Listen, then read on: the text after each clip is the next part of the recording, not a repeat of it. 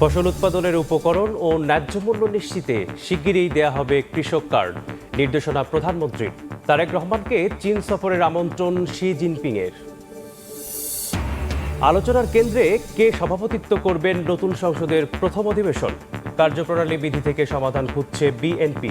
রাষ্ট্রপতি মনোনীত জ্যেষ্ঠ এমপি দিয়েই শুরুর বিষয় বিবেচনায়। বান্দরবানে সেনাবাহিনীর সঙ্গে গোলাগুলিতে সশস্ত্র সংগঠন জেএসএস এর এক সদস্য নিহত, অস্ত্র গুলি উদ্ধার, এলাকা জুড়ে নিরাপত্তা জোরদার। ব্যবসা বাণিজ্যে মন্দার প্রভাব ব্যাংক খাতে, আমানতের বিপরীতে ঋণ ছাড়ের হার নেমেছে ৭৮.28%। মন্দঋণের ফাঁদ এড়াতে ঋণ ছাড়ে অতি সতর্ক ব্যাংকগুলো। এবং কাল থেকে শুরু অমর একুশে বইমেলা, চলছে বই ছাপানোর কাজ। ছাপাখানায় চাপ অন্যবারের তুলনায় কম, বলছে সংশ্লিষ্টরা। থাকবে প্রবন্ধ ও গবেষণামূলক বইয়ের আধিপত্য।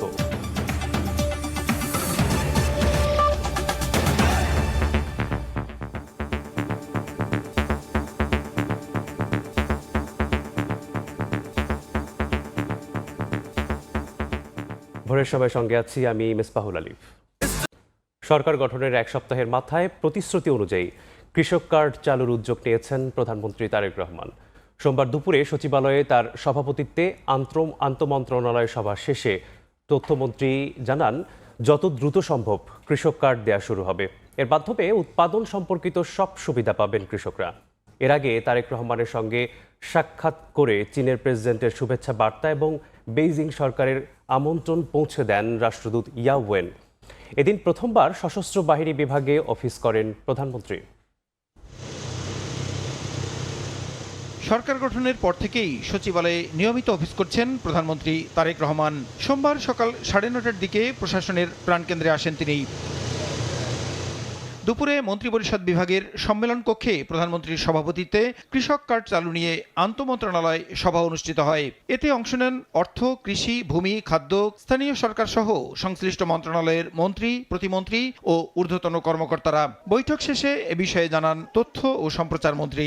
আমাদের যে প্রতিশ্রুতি কৃষক কার্ড দেয়া, মাননীয় প্রধানমন্ত্রীর নির্দেশ এবং তার পরামর্শ হচ্ছে যত দ্রুত সম্ভব এটা করা যায়। এই কার্ডটা পেলে একজন কৃষকের উৎপাদনের সঙ্গে সংশ্লিষ্ট সকল ধরনের সুযোগ সুবিধাই তিনি পাবেন। কৃষি যন্ত্রপাতি সহজলভ্য করা, তাকে আপনার সার, কীটনাশক, বীজ, অল কৃষি উপকরণ, যে কোনো ধরনের সহযোগিতা তাকে করা।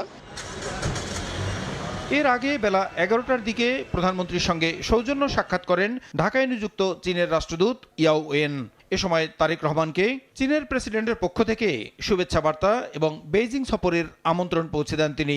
পরে এই বৈঠক নিয়ে ব্রিফ করেন প্রধানমন্ত্রীর পররাষ্ট্র বিষয়ক উপদেষ্টা হুমায়ুন কবির। সৌজন্য সাক্ষাৎ, উনি প্রধানমন্ত্রী নির্বাচিত হওয়ার পরে ওনাকে কনগ্রাচুলেশন জানানোর জন্য এবং চায়নার প্রেসিডেন্ট শি জিনপিং সাহেবের পক্ষে এবং চায়নার প্রেমিয়ার লি কুয়াংয়ের পক্ষে উনি শুভেচ্ছা জানাইছেন। China important strong development partner বাংলাদেশের। এই সম্পর্ক যাতে কীভাবে আরও জোরদার করা যায় এবং এটার নতুন মাত্রায় নিয়ে কাজ করা, বাংলাদেশের ডেভেলপমেন্ট নিয়ে কাজ করা। সচিবালয়ে আসার আগে প্রথমবার সশস্ত্র বাহিনী বিভাগে অফিস করেন প্রধানমন্ত্রী তারেক রহমান। তাকে স্বাগত জানান তিন বাহিনীর প্রধান। তিন বাহিনীর প্রধানের সঙ্গে শুভেচ্ছা বিনিময় শেষে লেফটেন্যান্ট জেনারেল মীর মুশফিকুর রহমান এবং মেজর জেনারেল কায়সার রশিদ চৌধুরীকে র্যাঙ্ক ব্যাজ পরিয়ে দেন প্রধানমন্ত্রী তারেক রহমান। প্রসূন আশিস, সময় সংবাদ, ঢাকা। ঢাকা ওয়াশিংটনকে আরও নিরাপদ, শক্তিশালী ও সমৃদ্ধ করতে একসঙ্গে কাজ করার আশাবাদ ব্যক্ত করেছেন মার্কিন রাষ্ট্রদূত। অংশীদারিত্ব ও সহযোগিতা চুক্তি সইয়ের আশা প্রকাশ করেছেন ইইউ রাষ্ট্রদূত। পররাষ্ট্রমন্ত্রী জানিয়েছেন, সরকারের প্রতি আস্থা জানিয়ে আরও ঘনিষ্ঠভাবে কাজ করার আগ্রহ প্রকাশ করেছে বিভিন্ন দেশ। সাতিলা শারমিনের রিপোর্ট। পররাষ্ট্র মন্ত্রণালয়ে ব্যস্ত সময় পার করেছেন নতুন পররাষ্ট্রমন্ত্রী খলিলুর রহমান ও প্রতিমন্ত্রী শামা ওবায়দ ইসলাম। সোমবার সকালে মন্ত্রণালয়ে আসেন মার্কিন রাষ্ট্রদূত ব্রেন্ট ক্রিস্টেনসেন। পররাষ্ট্রমন্ত্রী, প্রতিমন্ত্রী এবং সচিবের সঙ্গে আলাদা বৈঠক করেন তিনি। পরে সামাজিক যোগাযোগ মাধ্যমের পোস্টে পররাষ্ট্রমন্ত্রী হিসেবে নতুন দায়িত্ব নেওয়ায় ডক্টর খলিলুর রহমানকে অভিনন্দন জানান মার্কিন রাষ্ট্রদূত। দুই দেশকে আরও নিরাপদ, শক্তিশালী ও সমৃদ্ধ করতে একসঙ্গে কাজ করার আশাবাদ জানান তিনি। এরপরে পররাষ্ট্র মন্ত্রণালয়ে আসেন ইউরোপীয় ইউনিয়ন মিশনের প্রধান মাইকেল মিলারের নেতৃত্বে Spain, Germany, Norway, France, Denmark সহ 8টি দেশের রাষ্ট্রদূত। মন্ত্রী, প্রতিমন্ত্রী, সচিবের সঙ্গে বৈঠক শেষে ইইউ রাষ্ট্রদূত মাইকেল মিলার ইউরোপের সঙ্গে অংশীদারিত্ব ও সহযোগিতা চুক্তি দ্রুততম সময়ে সইয়ের আশা জানান। একই সঙ্গে অন্তর্বর্তী সরকারের সংস্কারের ধারাবাহিকতা বর্তমান সরকারও অব্যাহত রাখবে বলে আশা প্রকাশ করেন। We are looking at this new government to continue with a series of reforms that were launched under the previous administration. We look forward to the putting in place of judicial reforms, of the commercial courts, of work to introduce regularity into migration management. These are all particularly important issues for us. Our partnership and cooperation agreement is very near finalisation, and we do hope that we will be in a position to sign this together with Bangladesh in the nearest possible future. পররাষ্ট্রমন্ত্রী বলেন, নতুন সরকারের প্রতি আস্থা জানিয়েছে যুক্তরাষ্ট্র, ইউরোপীয় union, চীন, ভারত, পাকিস্তান, সৌদি আরব সহ বিভিন্ন দেশ। একসঙ্গে কাজ করার আগ্রহ প্রকাশ করেছে দেশগুলো। আমরা বলেছি যে আমাদের মোটো হচ্ছে বাংলাদেশ ফার্স্ট, এবং আমরা স্বাধীনতা, সার্বভৌমত্ব, পরস্পরের আভ্যন্তরীণ ব্যাপারে হস্তক্ষেপ না করার মূলনীতির ওপর আমাদের কার্যক্রম প্রতিষ্ঠিত থাকবে। তাদের মধ্যে আমি লক্ষ্য করেছি এই সরকারের প্রতি বিপুল আস্থা, ঘনিষ্ঠভাবে কাজ করবার তাদের যে একটা প্রবল ইচ্ছা, সেটা আমরা দেখেছি। আগামী দিনে বহুমাত্রিক কূটনীতি পরিচালনার আশা প্রকাশ করেন পররাষ্ট্রমন্ত্রী। বৈঠক শুরু করেছি। শাতিলা শারমিন, সময় সংবাদ, ঢাকা।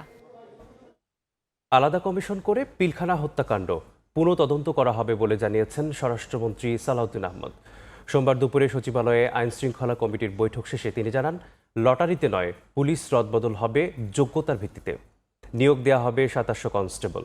রাজনৈতিক বিবেচনায় দেয়া অস্ত্র ও গুলির লাইসেন্স বাতিলের ঘোষণা দেন তিনি। দাবি আদায়ের নামে রাস্তায় আর মব তৈরি করতে দেয়া হবে না বলেও হুঁশিয়ারি করেন স্বরাষ্ট্রমন্ত্রী। 2009-এর ফেব্রুয়ারিতে পিলখানা ট্র্যাজেডির ঘটনায় বেশ কয়েকবার তদন্ত করা হয়। এরই মধ্যে বিচারও কার্যকর হয় বেশ কিছু বিডিআর জওয়ানের। সবশেষ কমিশনের মাধ্যমে একটি তদন্ত প্রতিবেদন দেওয়া হয় অন্তর্বর্তী সরকারের কাছে।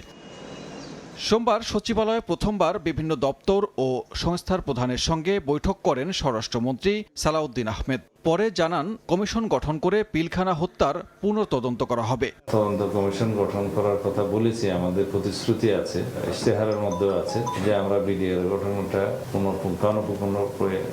পুনঃতদন্ত অথবা একটা কমিশন গঠন করে কমিশনের রিপোর্ট অনুসারে কাজ করব। সেটার জন্য আমরা ন্যায় বিচার প্রতিষ্ঠার জন্য প্রতিশ্রুতিবদ্ধ। অভ্যুত্থানের পর থেকে অন্তর্বর্তী সরকারের পুরোটা সময় আতঙ্কের নাম মব। দাবি আদায়ের নামে রাস্তা আটকে দেয়া যেন নিয়মে পরিণত হয়। তবে স্বরাষ্ট্রমন্ত্রীর সোজা কথা, দাবি আদায়ের নামে রাস্তা আটকে আর মব তৈরি করতে দেয়া হবে না। আমরা রিয়েক্ট করব খুব কঠোরভাবে। দেশে কোনো মব কালচার থাকবে না, এবং মব সৃষ্টির মাধ্যমে সড়ক অবরোধের মাধ্যমে দাবি আদায় করার জামানা শেষ। বৈধ পন্থায় স্মারকলিপি দেবে, মিছিল করবে, সমাবেশ করবে, আদালতে যাবে। 5 আগস্টের পর হয়রানিমূলক মামলার বিষয়ে খতিয়ে দেখা হবে জানিয়ে স্বরাষ্ট্রমন্ত্রী বলেন, পুলিশের কাজে বাধা দিলে নেওয়া হবে ব্যবস্থা। ক্ষমতার অপব্যবহার করলে ছাড় পাবে না পুলিশও। শিগগিরই 2700 কনস্টেবল নিয়োগ দেওয়া হবে জানিয়ে মন্ত্রী বলেন, লটারি নয়, পুলিশের রদবদল হবে যোগ্যতা ও প্রয়োজনের ভিত্তিতে। পুলিশের সব পর্যায়ে আমাদের জনবলের অভাব আছে। 2701 জন কনস্টেবলের পদ খালি আছে, সেটা জরুরি ভিত্তিতে নিয়োগের জন্য আগের বিদ্যমান প্রক্রিয়ায় আমরা নির্দেশ দিয়েছি। শেখ হাসিনার আমলে লাইসেন্স দেয়া অস্ত্রের রিভিউ, পাসপোর্ট অফিসের ভোগান্তি কমাতে উদ্যোগ নেয়ার কথা জানান স্বরাষ্ট্রমন্ত্রী। তারা লাইসেন্স পাওয়ার উপযুক্ত কিনা আইন অনুসারে সেগুলো সবই যাচাই বাছাই করা হবে। সানবীর রূপল, সময় সংবাদ, ঢাকা। ঢাকা উত্তর ও দক্ষিণ সহ 6 সিটি কর্পোরেশনে প্রশাসক নিয়োগ দিয়েছে সরকার।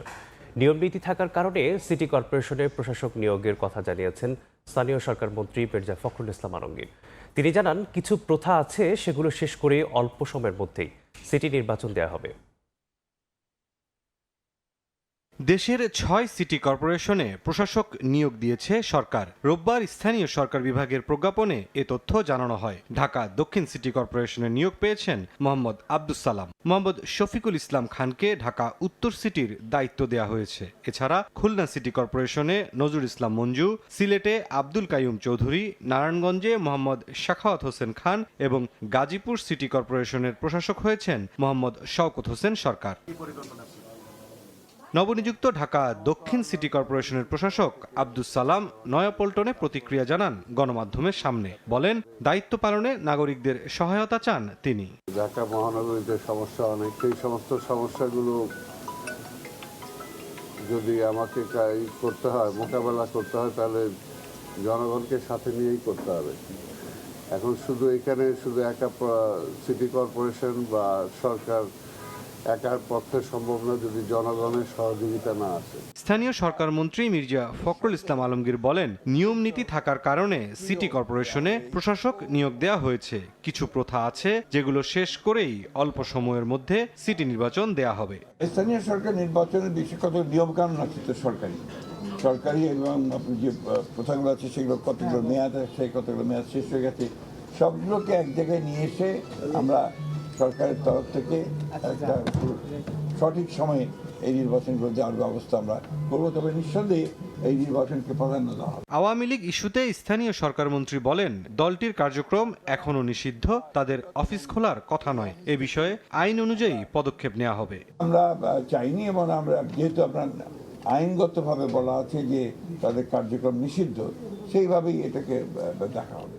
সংসদ অধিবেশন বসার পর সংরক্ষিত নারী আসনের বিষয়ে কাজ শুরু হবে বলেও জানান মির্জা ফখরুল ইসলাম আলমগীর। সরকার গঠন করা হয়েছে তার নেতৃত্বে। মুরসালিন হক জুনায়েদ, সময় সংবাদ, ঢাকা।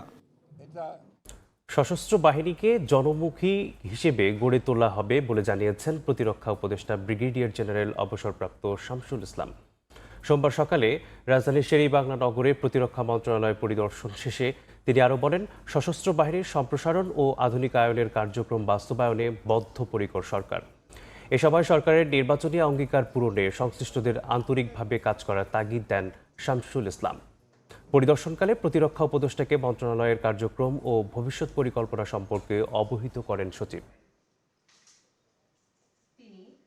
বাংলাদেশের মানুষের চাহিদার যেরকম বাহিনী হওয়া উচিত, যে বাহিনী সত্যিকার অর্থে বাংলাদেশের স্বাধীনতা এবং সার্বভৌমত্ব রক্ষায় অতন্ত্র প্রহরী হিসেবে ইতিপূর্বেও কাজ করেছে এবং ভবিষ্যতে যেন আমরা ওইরকম একটা সশস্ত্র বাহিনী গড়ে তুলতে পারি, সেই দিক নির্দেশনা উনি ইতিমধ্যে দিয়েছেন এবং সে অনুযায়ী আমরা কাজ করছি। আমাদের ভবিষ্যৎ বাহিনী হবে জনমুখী বাহিনী, সাধারণ মানুষের সাথে সংশ্লিষ্টতা রেখেই হারানো গৌরব ফিরিয়ে আনার জন্য কিভাবে কাজ করতে হবে সেই দিক নির্দেশনা আমরা বাহিনী প্রধানদের সাথে বসে আমরা কাজ করছি।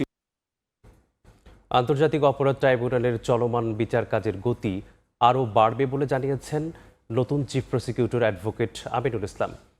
বিচার নিজস্ব গতিতেই অব্যাহত থাকবে বলে আশা প্রকাশ করেন সদ্য বিদায়ী chief prosecutor advocate Tajul Islam. July আগস্টের আন্দোলনে সারা দেশে নির্বিচারে হত্যা করা হয় নিরস্ত্র ছাত্র জনতাকে। শেখ হাসিনা সরকার পতনের পর এই হত্যাযজ্ঞের বিচারের জন্য পুনর্গঠন করা হয় আন্তর্জাতিক অপরাধ ট্রাইব্যুনাল। 17 মাসে 3টি মামলা নিষ্পত্তি করতে সক্ষম হয় তাজুল ইসলামের নেতৃত্বাধীন প্রসিকিউশন টিম। তবে বিএনপি সরকার ক্ষমতায় আসার পর জোরালো হয় নতুন চিফ প্রসিকিউটর নিয়োগের গুঞ্জন। এর মধ্যে সোমবার অ্যাডভোকেট আমিনুল ইসলামকে চিফ প্রসিকিউটর নিয়োগ দেয় আইন মন্ত্রণালয়। এদিন দুপুরে ট্রাইব্যুনালে নিজ কার্যালয়ে আসেন তিনি। তার কাছে দায়িত্ব হস্তান্তর করেন সদ্য বিদায়ী চিফ প্রসিকিউটর তাজুল ইসলাম। দায়িত্ব পেয়ে নতুন চিফ প্রসিকিউটর আশ্বাস দেন, ট্রাইব্যুনালে চলমান বিচার কাজের গতি আরও বাড়বে। আমি সম্পূর্ণরূপে চেষ্টা করব যে আমাদের জুলাই শহীদদের আকাঙ্ক্ষার অনুযায়ী যাতে আমি ট্রাইব্যুনালে আমার বিচার কার্যে আন্তরিক সহযোগিতা করতে পারি। এই নিয়োগকে স্বাভাবিক প্রক্রিয়া হিসেবে মেনে নিয়ে বিদায় নেন তাজুল ইসলাম। তবে জুলাই হত্যাযজ্ঞ ও আওয়ামী লীগ সরকারের গুম খুনের বিচার আগের গতিতেই চলবে বলে আশা ব্যক্ত করেন তিনি। যারা জুলাই আগস্টে রক্ত দিয়েছিলেন, জীবন দিয়েছিলেন, অঙ্গহানির শিকার হয়েছিলেন, তাদের যে চলমান বিচার প্রক্রিয়া আছে, আমি আশা করি নতুন চিফ প্রসিকিউটরের নেতৃত্বে এই ট্রাইব্যুনালে সেই বিচার প্রক্রিয়া অব্যাহতভাবে সুন্দরভাবে পরিচালিত হবে। একই সাথে গত 15 বছরের যে গুম এবং খুনের যে বিচারগুলো এখানে চলমান আছে, সেগুলোর বিচার ভালো মতো এখানে চলমান থাকবে। তার সময়কালে বিচার নিয়ে কোনো প্রশ্ন তোলার সুযোগ নেই বলে জানান তাজুল ইসলাম। আসিফ মোহাম্মদ সিয়াম, সময় সংবাদ, ঢাকা। স্পিকারের পদত্যাগ আর ডেপুটি স্পিকার কারাগারে, এমন অবস্থায় নতুন সংসদের প্রথম অধিবেশনের সভাপতিত্ব করবেন কে, সেটি এখন বড় প্রশ্ন। যদিও কার্যপ্রণালী বিধি থেকেই এর সমাধান খুঁজছে সরকারি দল বিএনপি, সেক্ষেত্রে রাষ্ট্রপতি মনোনীত জ্যেষ্ঠ কোনো সংসদ সদস্যকে দিয়ে অধিবেশন শুরু করা যায় কিনা সেটি বিবেচনা করা হচ্ছে। আরও জানাচ্ছেন ফারুক ভাই রবিন। জাতীয় নির্বাচনের ফলাফল ঘোষণার ৩০ দিনের মধ্যে সংসদের প্রথম অধিবেশন বসার বাধ্যবাধকতা রয়েছে।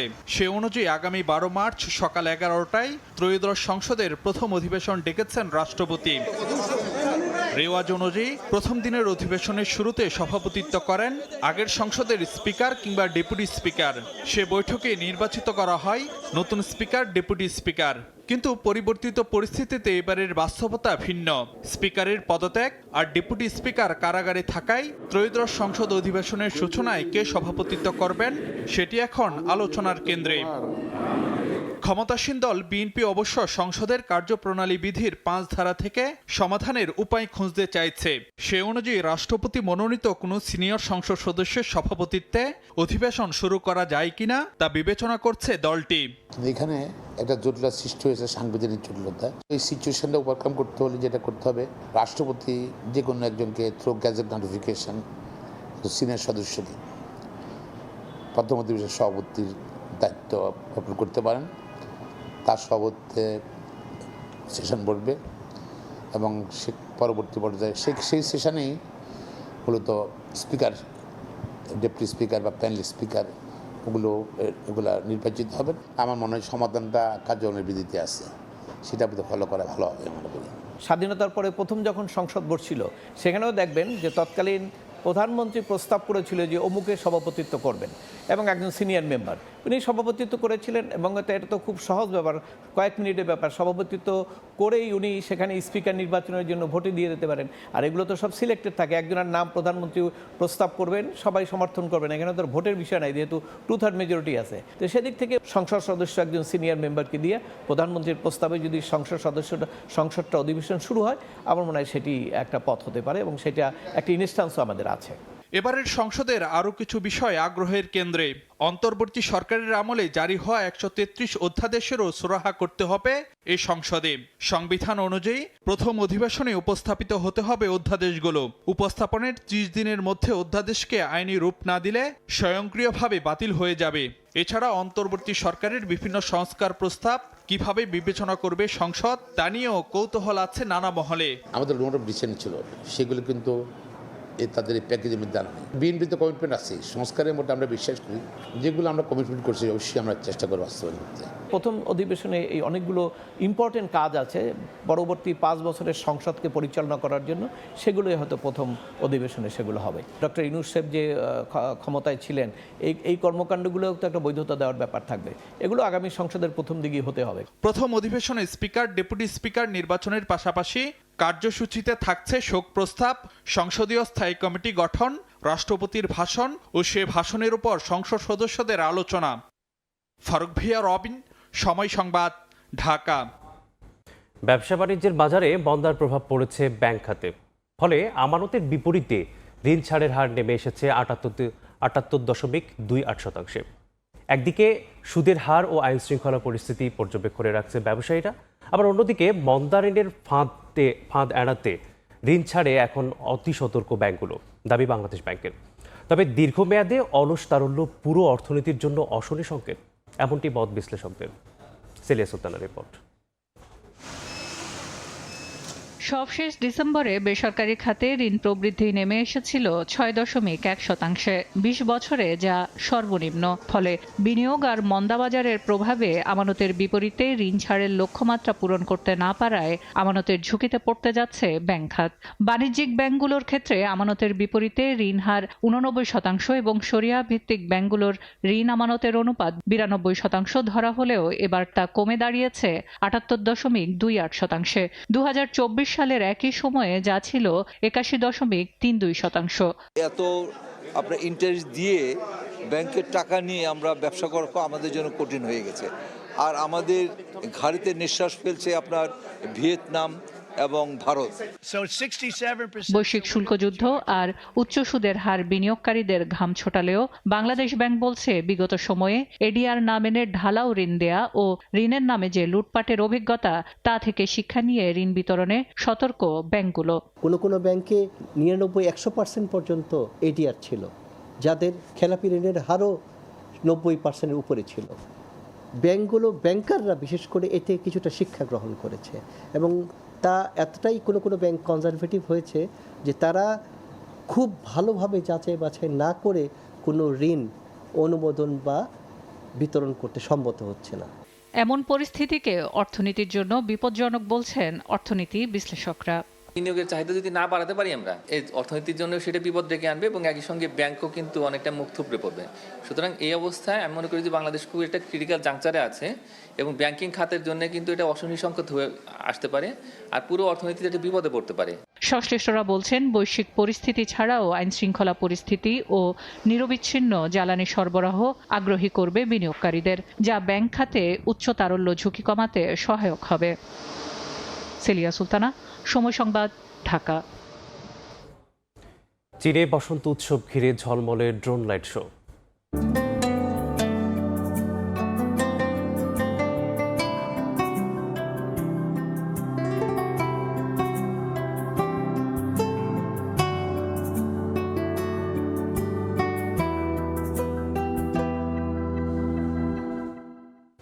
চীনের ড্রোন শো নিয়ে রিপোর্ট থাকছে সংবাদের শেষাংশে। বারবার সময় পরিবর্তনের জটিলতায় পড়লেও জোরে সোরে চলছে অমর একুশে বইমেলার বই ছাপানোর কাজ। যদিও কাজের চাপ অন্যবারের তুলনায় কম বলে জানাচ্ছেন ছাপাখানা সংশ্লিষ্টরা। প্রকাশকরা বলছেন এবারের বইমেলায় ববের সংখ্যা না থাকার সব ধরনের বই থাকবে মেলায়। উম্মেহানির রিপোর্ট। ফাল্গুনের মৃদু হাওয়ায় দুলছে পলাশ, রঙিন কুসুমে ছেয়ে উঠেছে প্রকৃতি। বসন্তের এই নবজাগরণের আবহেই শুরু হচ্ছে বাঙালির প্রাণের উৎসব অমর একুশে বইমেলা। শুরুতে সময় নিয়ে টানাপোড়েন, পরে স্টল ও প্যাভিলিয়ন বরাদ্দ নিয়ে প্রকাশকদের সঙ্গে বাংলা একাডেমির মনোমালিন্য। দফায় দফায় মিটিং শেষে 25 ফেব্রুয়ারি দিন ঠিক হয় বইমেলার। আর এরই মধ্যে দিয়ে বইয়ের ঘ্রাণে আবারও জেগে উঠবে বাংলা ভাষা ও সাহিত্যের অঙ্গন। তবে প্রশ্ন, ঠিক কতটা সুবাতাস বইছে প্রকাশক ও ছাপাখানা পাড়ায়?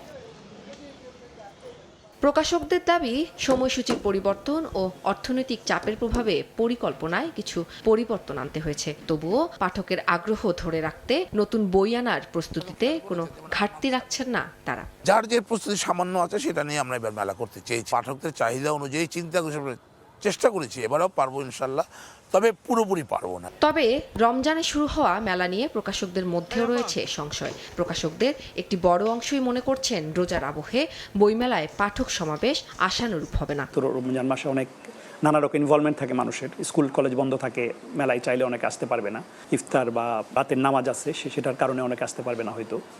তবুও যেহেতু সরকার প্রথম এবার রাষ্ট্র ক্ষমতায় আসার পর তারা চাইছে যে মেলাটা হোক, সেজন্য আমরাও চেয়েছি মেলায় অংশগ্রহণ করি। অন্যদিকে নতুন বই নিয়ে প্রকাশকরা বলছেন এবারের মেলায় দেশের রাজনৈতিক প্রেক্ষাপট লেখালেখিতে উঠে আসবে। যাতে আমরা চেষ্টা করি বৈচিত্র্য থাকে, মানে গল্প উপন্যাস আছে, অনুবাদ বই আছে আমাদের বেশ কিছু ধ্রুপদী বই বাতিঘর করে, সেগুলো বেশ জনপ্রিয়। আমরা এবার গত এক বছর আমরা বেশ কিছু ধ্রুপদী বই নতুন মুদ্রণে এনেছি আর কি। এবারের বইমেলায় মতাদর্শের পার্থক্য থাকলেও লেখকরা কোনো বাধা ছাড়াই বই প্রকাশ করতে পারছেন বলেও জানিয়েছেন প্রকাশকরা, যা অনেকটাই স্বস্তিদায়ক বলে মনে করেন তারা। লেখকরা লিখবেন সেটা আমরা স্বাধীনভাবে প্রকাশ করব, কিন্তু আমাদের দেশের রাজনৈতিক বাস্তবতা সেটা অনেক সময় কঠিন হয়ে দাঁড়ায় এবং বিশেষ করে তার সর্বোচ্চ আমরা দেখেছি গত অন্তর্বর্তীকালীন সরকারের সময়ে, দুঃখজনকভাবে হলো সত্য, এবং এই যেসব হলো মব টপ জাতীয়, আমরা খুবই আতঙ্কগ্রস্ত ছিলাম আসলে যে কোন বই প্রকাশ করা যাবে, কোন বই প্রকাশ করা যাবে না। তবে আশার কথা যে আমাদের নির্বাচনের পর এটা বেশ স্বস্তিকর জায়গায় চলে এসছে।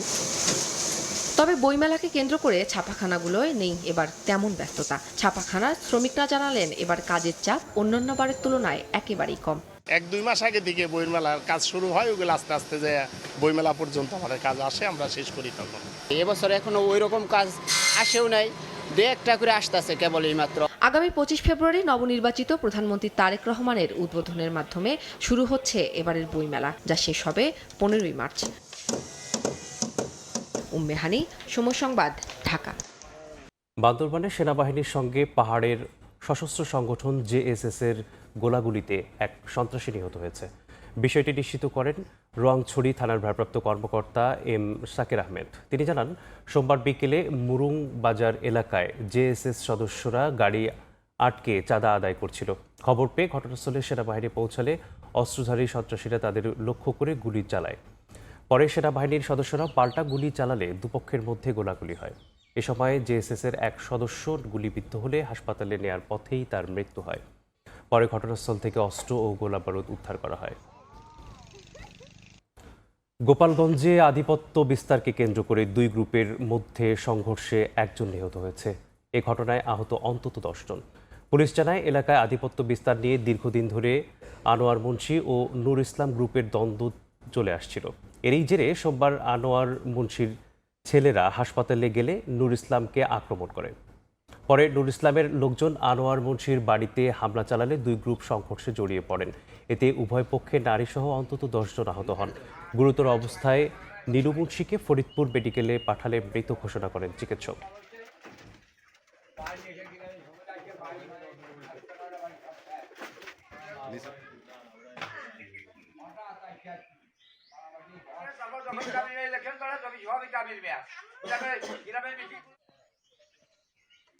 ফরিদপুরের মধুখালীতে আগ্নেয়াস্ত্রসহ সন্ত্রাসী কর্মকাণ্ডের অভিযোগে 2 জন আটক হয়েছে। সোমবার বিকেলে আটক 2 জনকে আদালতের মাধ্যমে কারাগারে পাঠানো হয়। পুলিশ জানায়, রোববার রাতে উপজেলার নিশ্চিন্তপুর গ্রামের কাঁঠাল বাগানে সন্দেহজনকভাবে অবস্থান করছিলেন মাধব ঘোষ ও অসীম শিকদার। এ সময় এলাকাবাসী তাদের আটক করে পুলিশে দেয়। এ সময় তাদের কাছ থেকে একটি দেশীয় পাইপগান ও 2টি কার্তুজ উদ্ধার করা হয়।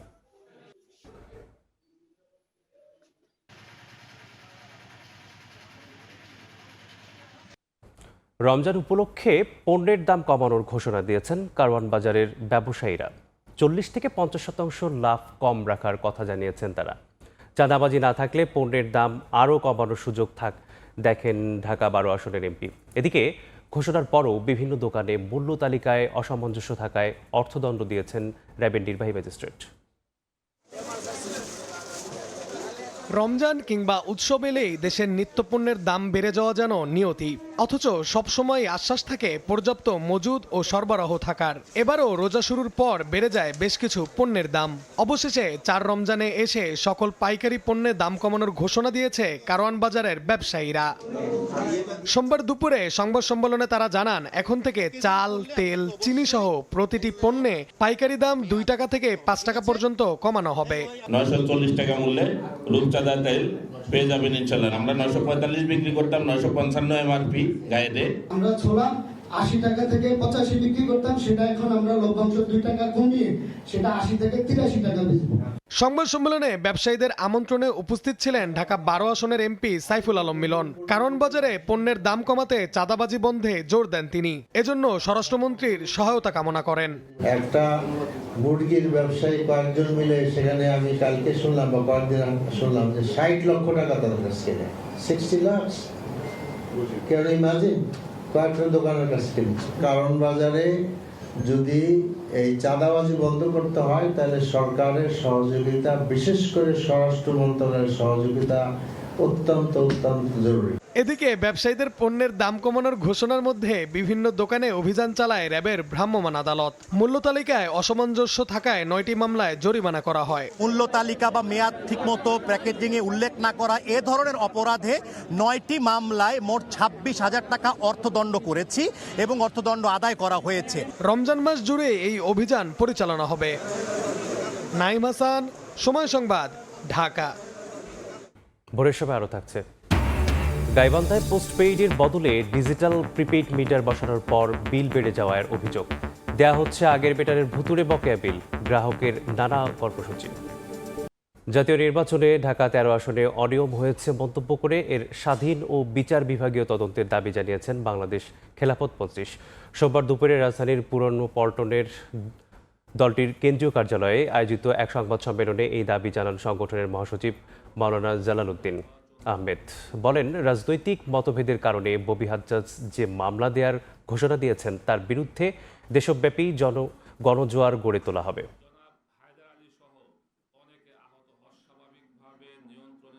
নির্বাচনের দিন সৃষ্ট উত্তেজনাপূর্ণ পরিবেশ, পরবর্তী রাজনৈতিক ভাষ্য এবং একতরফা দোষারোপ এসব মিলিয়ে জনমনে স্বাভাবিকভাবেই প্রশ্ন তৈরি হয়েছে। সেই প্রশ্নের জবাব দিতে পারে ঢাকা 13 আসনের গোটা নির্বাচন নিয়ে একটি স্বাধীন ও বিচার বিভাগীয় তদন্ত। কক্সবাজারের পাহাড় ঘেরা শিবিরে আবারও আলোচনার ঝড়। বছরের পর বছর অপেক্ষার পর নতুন সরকারকে ঘিরে রোহিঙ্গাদের মধ্যে জেগেছে স্বদেশে ফেরার নতুন আশা। তবে বিশেষজ্ঞরা বলেন, রোহিঙ্গা প্রত্যাবাসনে আয়োজন দীর্ঘমেয়াদী ও কার্যকর পরিকল্পনা। মোহাম্মদ ফরাজের ক্যামেরায় বিস্তারিত সুজাউদ্দিন রুবিলের রিপোর্ট। বিশ্বের সবচেয়ে বড় আশ্রয় শিবির এখন কক্সবাজারের উখিয়ার কুতুপালংয়ে। মিয়ানমার সেনাবাহিনীর দমন নিপীড়নের মুখে 2017 সাল থেকে ধাপে ধাপে এখানে আশ্রয় নেন কয়েক লাখ রোহিঙ্গা। উখিয়া ও টেকনাফের 33টি ক্যাম্পে বর্তমানে বসবাস করছে 14 লাখেরও বেশি রোহিঙ্গা। সংকুচিত পাহাড়ি জমি আর অনিশ্চিত ভবিষ্যতের মাঝেই বছরের পর বছর কেটে যাচ্ছে তাদের। বাংলাদেশ সরকার একাধিকবার প্রত্যাবাসনের উদ্যোগ নিলেও নিরাপত্তা ও নাগরিকত্বের অনিশ্চয়তায় তা সফল হয়নি। তবে নতুন সরকার দায়িত্ব নেওয়ার পর আশ্রিতদের মাঝে জেগেছে আশার আলো। তাদের প্রত্যাশা, নাগরিকত্ব, নিরাপত্তা ও অধিকার নিশ্চিত করে শীঘ্রই ফিরতে পারবেন নিজ দেশে।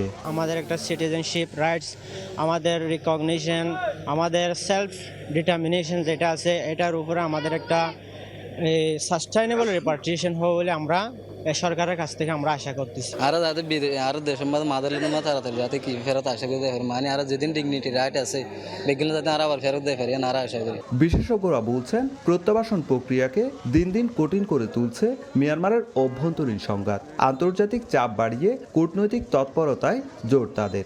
ব্যবস্থাপনার জায়গাটা, সেখানে আন্তর্জাতিক মহল কিভাবে সহায়তা করতে পারে এবং একটা সম্মিলিত জায়গায় চিন্তা করা। এখানে শুধুমাত্র বাংলাদেশের ভেতরে যে সংস্থারা কাজ করছে বা এখানে যারা বর্তমান রয়েছে তারা না, তার বাইরেও যদি চিন্তা করা এবং রাজনৈতিকভাবে সমাধানের ক্ষেত্রে এটার একটা দীর্ঘস্থায়িত্বের জায়গায় যাওয়া। অন্যদিকে শরণার্থী ত্রাণ ও প্রত্যাবাসন কমিশন বলছে, প্রত্যাবাসন ইস্যুতে ইতিবাচক অগ্রগতি অর্জনে কাজ করছে নতুন সরকার। মিয়ানমারের অভ্যন্তরীণ যে রাজনীতি এবং সেখানকার যে যুদ্ধ সংঘাত, সেটির কোনো রকম নিষ্পত্তি এখন পর্যন্ত আমাদের চোখে পড়ছে না। আশা আর শঙ্কার দোলাচলে দিন কাটছে রোহিঙ্গাদের। তবে নতুন সরকারের উদ্যোগে কতটা কার্যকর হয় সেদিকেই তাকিয়ে সবাই। সুজাউদ্দিন রুবেল, সময় সংবাদ, কক্সবাজার। বিগত সরকারগুলোর প্রতিশ্রুতি আর বাস্তবায়নের ফারাকে দরিদ্রতম বিভাগে পরিণত হয়েছে রংপুর। স্বাধীনতা পরবর্তী লক্ষ কোটি টাকার বরাদ্দ বৈষম্যে উন্নয়নের মূল ধারা থেকে ছিটকে পড়েছে এই অঞ্চল। তবে নির্বাচনের পর বিএনপি জোট সরকারের মন্ত্রিসভায় রংপুর অঞ্চলের 4 প্রতিনিধি স্থান পাওয়ায় বেড়েছে প্রত্যাশা। বিশেষজ্ঞদের মতে, রংপুরের টেকসই উন্নয়নে প্রয়োজন বিশেষ ও দীর্ঘমেয়াদী পরিকল্পনা। শাকিল মাহমুদের ছবিতে আরও জানাচ্ছেন নাজমুল ইসলাম নিশাদ।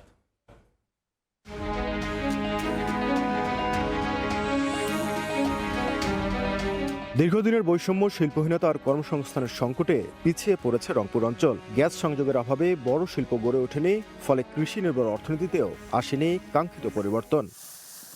অর্থনৈতিক অঞ্চল প্রতিষ্ঠা, তিস্তা মহাপরিকল্পনা বাস্তবায়ন, গ্যাস সংযোগ সহ বিগত সরকারের নানা প্রতিশ্রুতি থাকলেও আদতে বাস্তবায়ন হয়নি কিছুই। ফলে দরিদ্র কর্মহীন মানুষ বাড়ছে। এমনকি গণ অভ্যুত্থান পরবর্তী অন্তর্বর্তী সরকারও বৈষম্যের বেড়াজালে আটকে রেখেছিল এই অঞ্চলকে।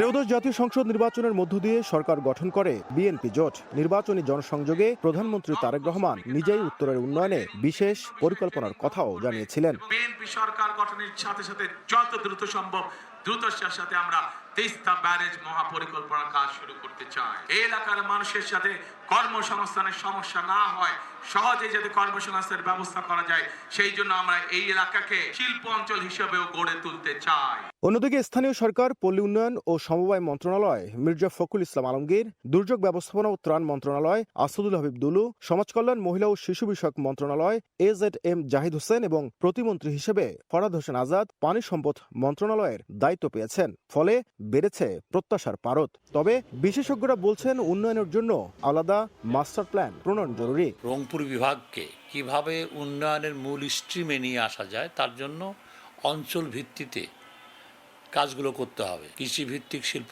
কারখানা কোথায় করবেন তার সুনির্দিষ্ট রোডম্যাপ করতে হবে। তিস্তা মহাপরিকল্পনা সর্বাগ্রে ধরতে হবে। দারিদ্র্য, বেকারত্ব আর অবকাঠামোগত সীমাবদ্ধতা কাটিয়ে রংপুরকে মূল স্রোতে আনতে হলে প্রয়োজন ন্যায্য বরাদ্দ ও কার্যকর বাস্তবায়ন, বলছেন এই শিক্ষাবিদ। আমরা এই বৈষম্যমূলক যে অর্থনীতি, সে অর্থনীতি চাই না। এই অঞ্চলের ন্যায্যতার ভিত্তিতে, প্রয়োজনীয়তার ভিত্তিতে বাজেট বরাদ্দ নিশ্চিত করে অঞ্চলকে জাতীয় অর্থনীতির একটি শক্তি হিসেবে এগিয়ে নেওয়ার। প্রতিশ্রুতির রাজনীতি পেরিয়ে এবার বাস্তব উন্নয়ন কতটা দৃশ্যমান হয় সেদিকেই তাকিয়ে আছে রংপুরের মানুষ। বৈষম্যের ইতিহাস পেছনে ফেলে নতুন সরকারের হাত ধরে রংপুর কি ঘুরে দাঁড়াতে পারবে, সেটি এখন বড় প্রশ্ন। নাজমুল ইসলাম নিশাদ, সময় সংবাদ, রংপুর। রোজায় তীব্র যানজটে নাকাল রংপুর নগরবাসী। ট্রাফিক ব্যবস্থা পুনর্বিন্যাস করেও মিলছে না সুফল, বরং নগরীর মোড়ে মোড়ে বেড়েছে ভোগান্তি। তবে যানজট নিরসনে সব ধরনের চেষ্টার কথা জানায় ট্রাফিক বিভাগ। তারিকুল ইসলামের ছবিতে রেদওয়ান হিমেলের রিপোর্ট।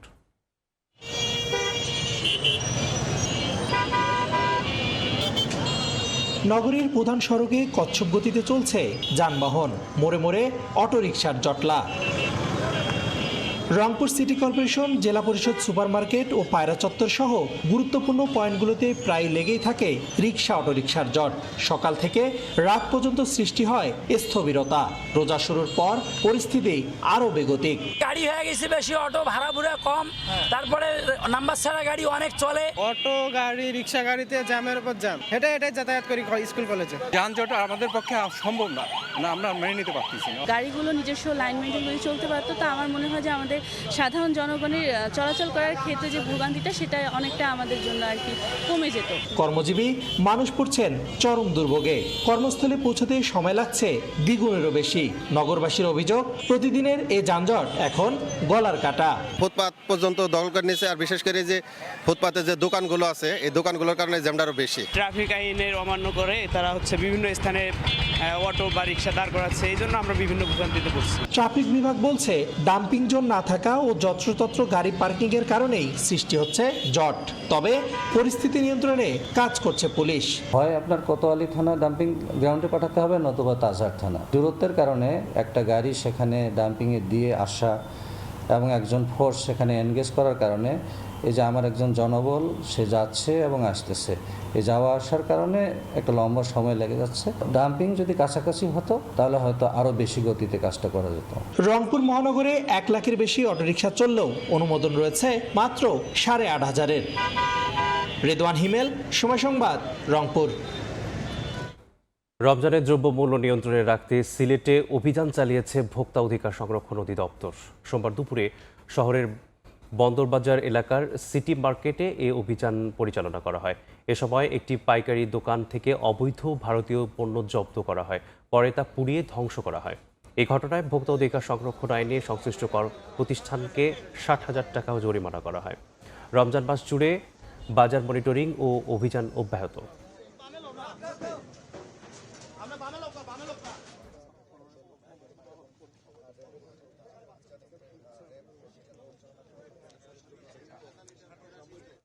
গাইবান্ধায় একটি মুদি দোকান থেকে খাদ্যদ্রব্যে ব্যবহার নিষিদ্ধ 71 বস্তা অ্যামোনিয়াম বাইকার্বনেট শাল্টু জব্দ করা হয়েছে।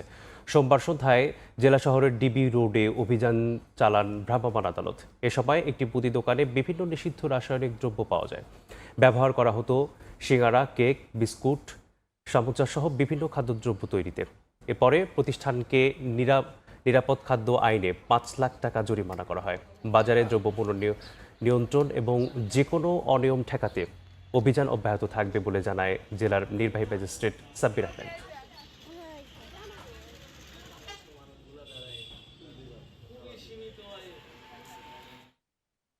ঝিনাইদহে অস্বাস্থ্যকর পরিবেশে খাবার বিক্রি সহ নানা অপরাধে 4 প্রতিষ্ঠানকে 20,000 টাকা জরিমানা করেছে ভ্রাম্যমাণ আদালত। সোমবার বিকেলে শহরের পায়রা চত্বরের র্যাবের সহযোগিতায় এ অভিযান চালান জেলা প্রশাসনের একটি ভ্রাম্যমাণ আদালত। এ সময় অস্বাস্থ্যকর পরিবেশে খাবার তৈরি, মেয়াদোত্তীর্ণ খাবার মজুত সহ নানা অপরাধে 4টি প্রতিষ্ঠানকে জরিমানা করা হয়।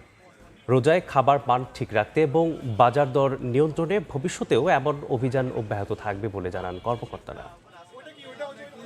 আপনার একটা চার্ট দেখে একদম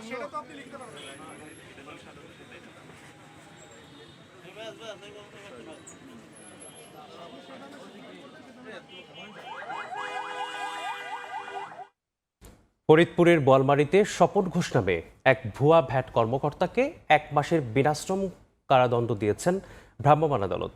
সোমবার বিকেলে বোয়ালমারী ডাকবাংলো রোডে আদর্শ প্রেস নামে একটি দোকানে ভ্যাট অফিসের ARU কর্মকর্তা পরিচয়ে টাকা দাবি করেন স্বপন ঘোষ। এ সময় প্রেস মালিক আমিনের সন্দেহ হলে আইডি কার্ড দেখতে চান তিনি। দেখাতে ব্যর্থ হলে স্বপনকে আটক করে থানার সামনে নিয়ে যাওয়া হয়। পরে নির্বাহী ম্যাজিস্ট্রেট খোঁজখবর নিয়ে অভিযোগের সত্যতা পেলে তাৎক্ষণিক 1 মাসের বিনাশ্রম কারাদণ্ড দিয়ে জেল হাজতে প্রেরণ করেন।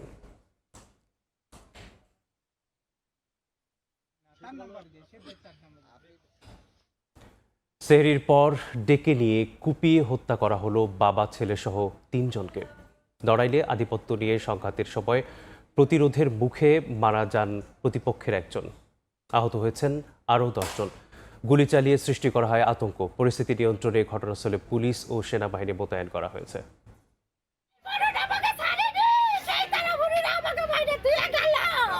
আধিপত্য নিয়ে দুপক্ষের দ্বন্দ্ব, প্রতিপক্ষের আঘাতে প্রাণ গেল বাবা ছেলে সহ 4 জনের। নড়াইল সদর উপজেলার সিংগাসলপুর ইউনিয়নের সাবেক চেয়ারম্যান খায়রুজ্জামান খয়ের ও নিউটনদের মধ্যে দীর্ঘদিন ধরে বিরোধ চলছিল।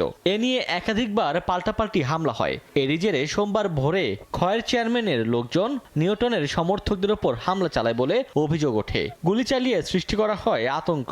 এ সময় খলিল শেখ, ছেলে তাহাজ্জুদ শেখ ও চাচাতো ভাই ফেরদৌস শেখকে এলোপাথারি কুপিয়ে ঘটনাস্থলে হত্যা করা হয়। আহত হন আরও 10 জন। তাদের উদ্ধার করে হাসপাতালে নেওয়া হলে আরও একজনকে মৃত ঘোষণা করেন চিকিৎসক। সেরিকার পরে লাইট মাইট বন্ধ করে দিয়ে মারিছে। খয়ের মোল্লা মাহবুব বললো মানে বহুত লোক টিটো সাথে মারাও ছিল, এরা এসে গুলি করতেছে। এর সুস্থ বিচার চাই, খয়ের মোল্লার পাশে চাই। খবর পেয়ে ঘটনাস্থল পরিদর্শন করেন নড়াইল 1 আসনের সংসদ সদস্য বিশ্বাস জাহাঙ্গীর আলম। প্রকৃত ভাবে তারা যেন শাস্তির আওতায় আসে, সেটাই আমি প্রশাসনের কাছে আমি অনুরোধ জানাচ্ছি। জড়িতদের বিরুদ্ধে ব্যবস্থা নেওয়ার কথা জানিয়েছে পুলিশ। আসামিদেরকে ধরার ব্যাপারে আমরা অভিযানের অব্যাহত রাখছি। হামলার ঘটনায় এলাকায় সেনাবাহিনী ও পুলিশ মোতায়েন করা হয়েছে। সময় সংবাদ, নড়াইল। গাইবান্ধায় পুরাতন পোস্টপেইড মিটারের পরিবর্তে বসানো হচ্ছে নতুন ডিজিটাল প্রিপেইড মিটার। তবে গ্রাহকদের অভিযোগ, নতুন মিটার বসানোর পর বিল অনেক বেড়ে যাচ্ছে এবং দেয়া হচ্ছে আগের মিটারের মনগড়া ভুতুড়ে বকেয়া বিলও। এ নিয়ে জেলা জুড়ে বিভিন্ন কর্মসূচি পালন করে আসছেন গ্রাহকরা। তবে নেসকো বলছে, প্রিপেইড মিটার ব্যবহারে গ্রাহকদের উৎসাহিত করতে বিভিন্ন সুবিধা দেওয়া হচ্ছে। সোহেল রানার ছবিতে বিপ্লব ইসলামের রিপোর্ট। গাইবান্ধার বিভিন্ন এলাকায় পুরনো পোস্টপেইড মিটার পরিবর্তন করে বসানো হচ্ছে প্রিপেইড মিটার। বিদ্যুৎ বিভাগ বলছে এতে সাশ্রয় হবে বিদ্যুতের ব্যবহার। তবে ভিন্ন কথা বলছেন গ্রাহকরা। তাদের অভিযোগ, প্রিপেইড মিটার বসানোর পর বিল অনেক বেড়ে যাচ্ছে। নতুন মিটার সংযোগ নেয়ার পর দেয়া হচ্ছে পূর্বের মিটারের মন গড়া ভুতুরে বকেয়া বিল। 300 যদি রিচার্জ দেয় 150 কাটে নেবে, 150 থাকবে, আবার 10-12 দিন পর আবার আমার দেওয়ার লাগবে রিচার্জ। এখনকার মিটার দিয়ে আমরা খুব সমস্যার মধ্যে পড়ে গেছি। এখন খালি সমানে খালি টাকাই কাটে। যেখানে আগে অল্প বিল আসতো সেখানে দেখা যায় যে এখন তার দ্বিগুণ প্রায় বিল আসে। সর্বোচ্চ 10 দিন 15 দিন পরে আমার আবার টাকা তোলা লাগে, কি যে টাকা নাই। অতিরিক্ত বিল ও ডিজিটাল প্রিপেইড মিটার লাগানো বন্ধের দাবিতে জেলা জুড়ে বিভিন্ন কর্মসূচি পালন করে আসছেন গ্রাহকরা। তাদের দাবি, মতামত না নিয়েই জোরপূর্বক লাগানো হচ্ছে প্রিপেইড মিটার। জোর দাবি জানাচ্ছি, আমার টাকায় আমি মিটার ক্রয় করব, আমার টাকায় আমি বিদ্যুৎ বিল দেবো, তারা সারচার্জ নেবেন, ডিমান্ড চার্জ নেবেন, এটা অযৌক্তিক। বিদ্যুৎ বিতরণ বিভাগ নেসকো বলছে, নতুন হওয়ায় অনেক গ্রাহক কার্যপ্রণালী পুরোপুরি বুঝতে পারছেন না। প্রিপেইড মিটার ব্যবহারে গ্রাহকদের উৎসাহিত করতে বিভিন্ন সুবিধা দেওয়া হচ্ছে বলছেন সংশ্লিষ্ট কর্মকর্তা। আমরা চাচ্ছি পাবলিক অ্যাওয়ারনেস তৈরি করার মাধ্যমে ভুল ধারণাগুলো যাতে দূর করতে পারি। আমরা বিল বেশি কাটার আসলে কোনো সুযোগ নেই, কারণ বাল্কের রেট কিন্তু সেম। যথেষ্ট পরিমাণে সচেতনতা বৃদ্ধির চেষ্টা করতেছি। এটার বিষয়ে অ্যাকসেপ্টেন্স এখন অলরেডি চলে আসছে। মানুষ হলো প্রিপেইডে মানুষ বেশ ভালো সুবিধা পাচ্ছে। গাইবান্ধা সদরের নেস্কো 1 ও নেস্কো 2 দুটি অফিসের মোট গ্রাহক ৮২,৭১০ জন। এখন পর্যন্ত ৩৩,৪89 জন গ্রাহককে প্রিপেইড মিটার দেওয়া হয়েছে। বিপ্লব ইসলাম, সময় সংবাদ, গাইবান্ধা। কুড়িগ্রামের নাগেশ্বরীতে বেশিরভাগ গ্রামীণ পাকা সড়কের বেহাল দশা। দীর্ঘদিন সংস্কার না হওয়ায় খানাখন্দে ভরা এসব সড়কে চরম দুর্ভোগ পোহাচ্ছেন ব্যবহারকারীরা। এলজিডি বলছে সংস্কারের জন্য তালিকা করে সংশ্লিষ্ট দপ্তরে পাঠানো হয়েছে। বাচ্চা সৈকতের পাঠানো তথ্য ও জামিন মিয়ার ছবি নিয়ে রিপোর্ট। কোথাও উঠে গেছে কার্পেটিং, কোথাও সৃষ্টি হয়েছে খানাখন্দ। দেখে বোঝার উপায় নেই এটি পাকা সড়ক, এর মধ্যেই চলাচল করছে যানবাহন ও পথচারী। কুড়িগ্রামের নাগেশ্বরী উপজেলায় স্থানীয় সরকার প্রকৌশল বিভাগের আওতায় থাকা 208 কিলোমিটার দীর্ঘ গ্রামীণ পাকা সড়কের মধ্যে 173 কিলোমিটার অংশই চলাচলের অনুপযোগী। এলাকাবাসী বলছেন, বছরের পর বছর ধরে এমন অবস্থা থাকলেও সংস্কারের উদ্যোগ নেয়নি সংশ্লিষ্ট কর্তৃপক্ষ।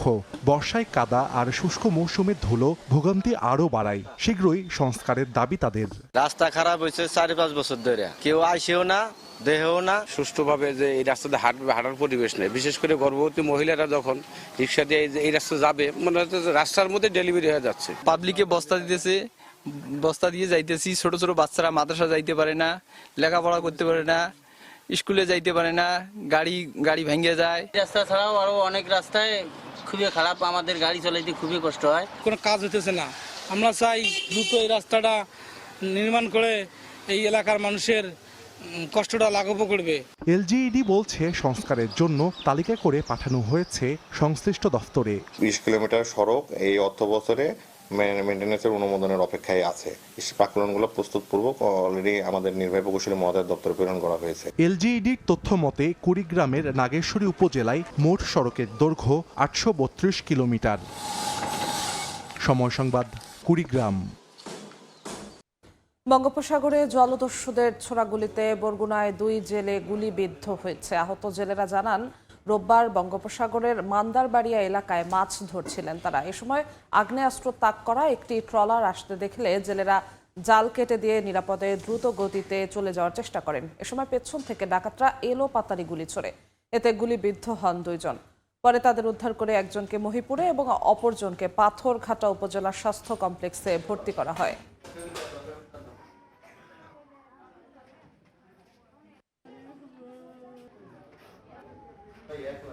সাতক্ষীরায় খামারে দুর্গন্ধ ছড়ানো নিয়ে বিরোধের জেরে একজন নিহতের অভিযোগ উঠেছে। এ ঘটনায় আহত আরও একজন। স্থানীয়রা জানান, সোমবার দুপুরে কলারোয়া উপজেলা ইব্রাহিম ও রুহুল আমিন একটি খামারের দুর্গন্ধের প্রতিবাদ করেন। এতে ক্ষুব্ধ হন খামার মালিক আরিফ। এক পর্যায়ে 2 ভাইয়ের ওপর ছুরিকাঘাত করেন আরিফ। এতে ঘটনাস্থলে মারা যান ইব্রাহিম। তার ভাইকে গুরুতর অবস্থায় হাসপাতালে ভর্তি করা হয়। এই ঘটনার পর অভিযুক্তকে আটক করে পুলিশে দেন প্রতিবেশীরা।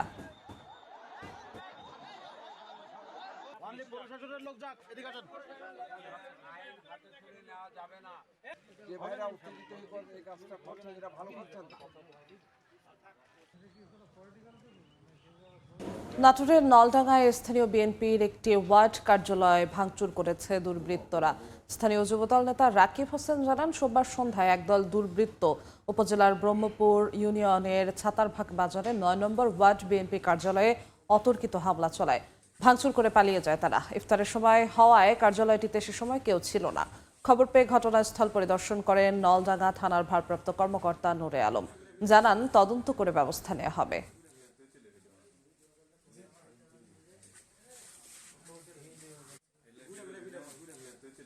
খুলনার নিউ মার্কেট সংলগ্ন বাইতুন নূর শপিং সেন্টারে অগ্নিকাণ্ডের ঘটনা ঘটেছে। স্থানীয়রা জানান, সোমবার রাত 11:10 দিকে মার্কেটের একটি মোবাইল ফোনের দোকান থেকে আগুনের সূত্রপাত হয়। দ্রুত আগুন ছড়িয়ে পড়লে স্থানীয় ব্যবসায়ী ও আশেপাশের লোকজন ফায়ার সার্ভিসে খবর দেন। পরে ফায়ার সার্ভিসের 6টি ইউনিট ঘটনাস্থলে পৌঁছে প্রায় 40 মিনিটের চেষ্টায় আগুন নিয়ন্ত্রণে আনে। প্রাথমিকভাবে ধারণা করা হচ্ছে বৈদ্যুতিক শর্ট সার্কিট থেকে আগুনের সূত্রপাত হতে পারে।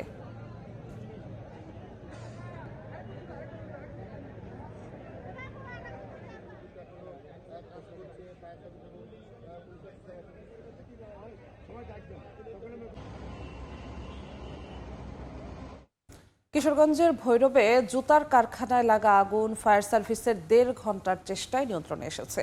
ফায়ার সার্ভিস জানায় সোমবার ভৈরবের শিবপুর এলাকায় রেনু ট্রেডার্স অ্যান্ড প্লাস্টিক কারখানায় বৈদ্যুতিক শর্ট সার্কিট থেকে আগুনের সূত্রপাত হয়। মুহূর্তেই ছড়িয়ে পড়ে চারদিকে। শ্রমিকরা আগুন নেভানোর চেষ্টায় ব্যর্থ হলে ফায়ার সার্ভিসে খবর দেন। পরে ভৈরব বাজার ফায়ার সার্ভিস ও নদী ফায়ার সার্ভিসের 3টি ইউনিট এবং কুলিয়ারচর ফায়ার সার্ভিসের 2টি ইউনিট ঘটনাস্থলে পৌঁছে প্রায় 1.5 ঘন্টার চেষ্টায় আগুন নিয়ন্ত্রণে আনে। আগুনে কারখানার প্রায় 1.5 কোটি টাকার ক্ষতির দাবি কর্মকর্তাদের।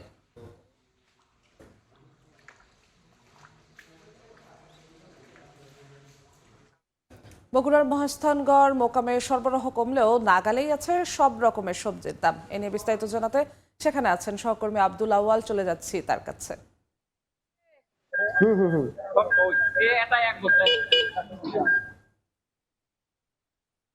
আলো ফোটার সঙ্গে সঙ্গে বগুড়ার মহাস্থানগড়, যেটি দেশের অন্যতম সবচেয়ে মোকাম হিসেবে পরিচিত, সেখানে কিন্তু কৃষকরা তাদের যে উৎপাদিত ফসল সেটি নিয়ে আসতে শুরু করেছে। বিশেষ করে এই সময়টি কিন্তু আসলে আলুর সময় হিসেবে পরিচিত এবং সকাল থেকে আমরা দেখেছি যে কৃষকরা তাদের ক্ষেত থেকে কিন্তু আলু সরবরাহ করে বাজারে আনতে শুরু করেছেন। তবে গত বছরের মতোই কিন্তু আসলে এবারও আলুর যে আসলে অব্যাহত দরপতন সেটি কিন্তু বজায় আছে। বিশেষ করে কৃষকেরা বলছেন তারা এখানে পাইকারিতে মাত্র 10 থেকে 11 টাকার মধ্যে কেজিতে আসলে এই যে আলুগুলো সেগুলো কিন্তু বিক্রি করছেন। এতে করে তাদের যে আসলে উৎপাদন খরচ সেটি কিন্তু একেবারে নেই বললেই চলে এবং তাদেরকে লোকসান গুনতে হচ্ছে। এবং কৃষকরা বলছেন অব্যাহত যে আসলে সার সহ অন্যান্য যে কীটনাশকের যে দাম বৃদ্ধি, এতে করে আসলে তাদের যে উৎপাদন খরচটুকু হয়েছে তার ন্যূনতম তারা আসলে আলু বিক্রি করে তুলতে পারছে না।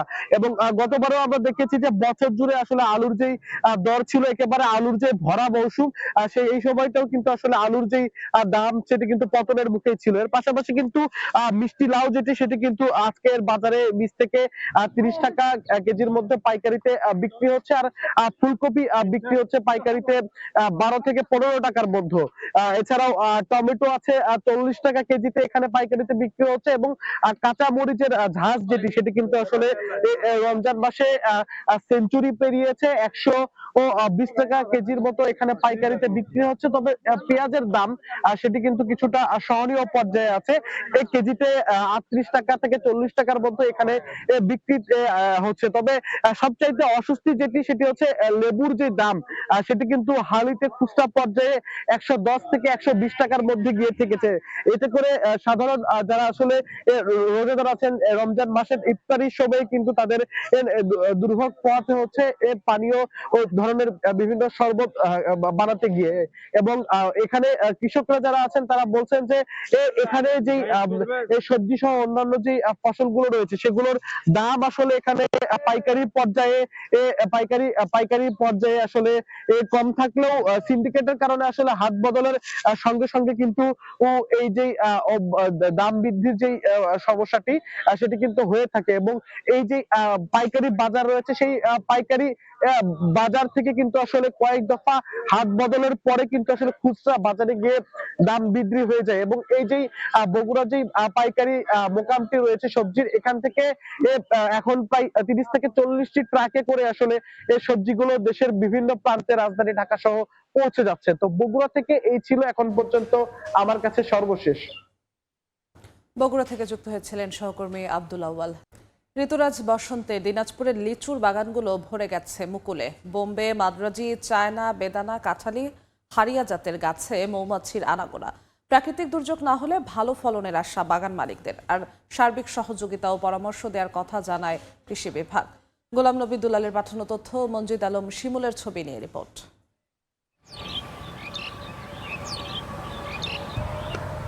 মুকুলে মুকুলে ছেয়ে গেছে গাছের ডালপালা, গাছে ওষুধ ছিটাচ্ছেন শ্রমিকরা।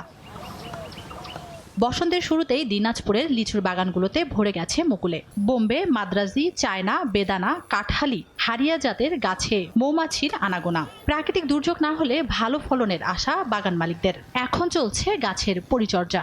আমরা খুবই আশাবাদী। বৃষ্টি না হওয়ার কারণে ওই বোম্বাই জাতের লিচুর পাতা সহ মুকুল আসছে এবং এই মুকুলটা আমাদের খুব ভালো হয়। লিচুর মুকুল খুব সুন্দর, মুকুল অনুযায়ী যদি ফলন হয় আমরা একটা ভালো ফলন পাবো। এপ্রিলের দিকে গুটি পাবো এবং পর্যায়ক্রমে আমরা লিচুর দিকে ধাবিত হবো এবং এবছর পর্যাপ্ত পরিমাণ লিচু হবে। এই বছরের যে আবহাওয়া, এখন পর্যন্ত গাছগুলিতে লিচুর গাছে ব্যাপক মুকুল হয়েছে।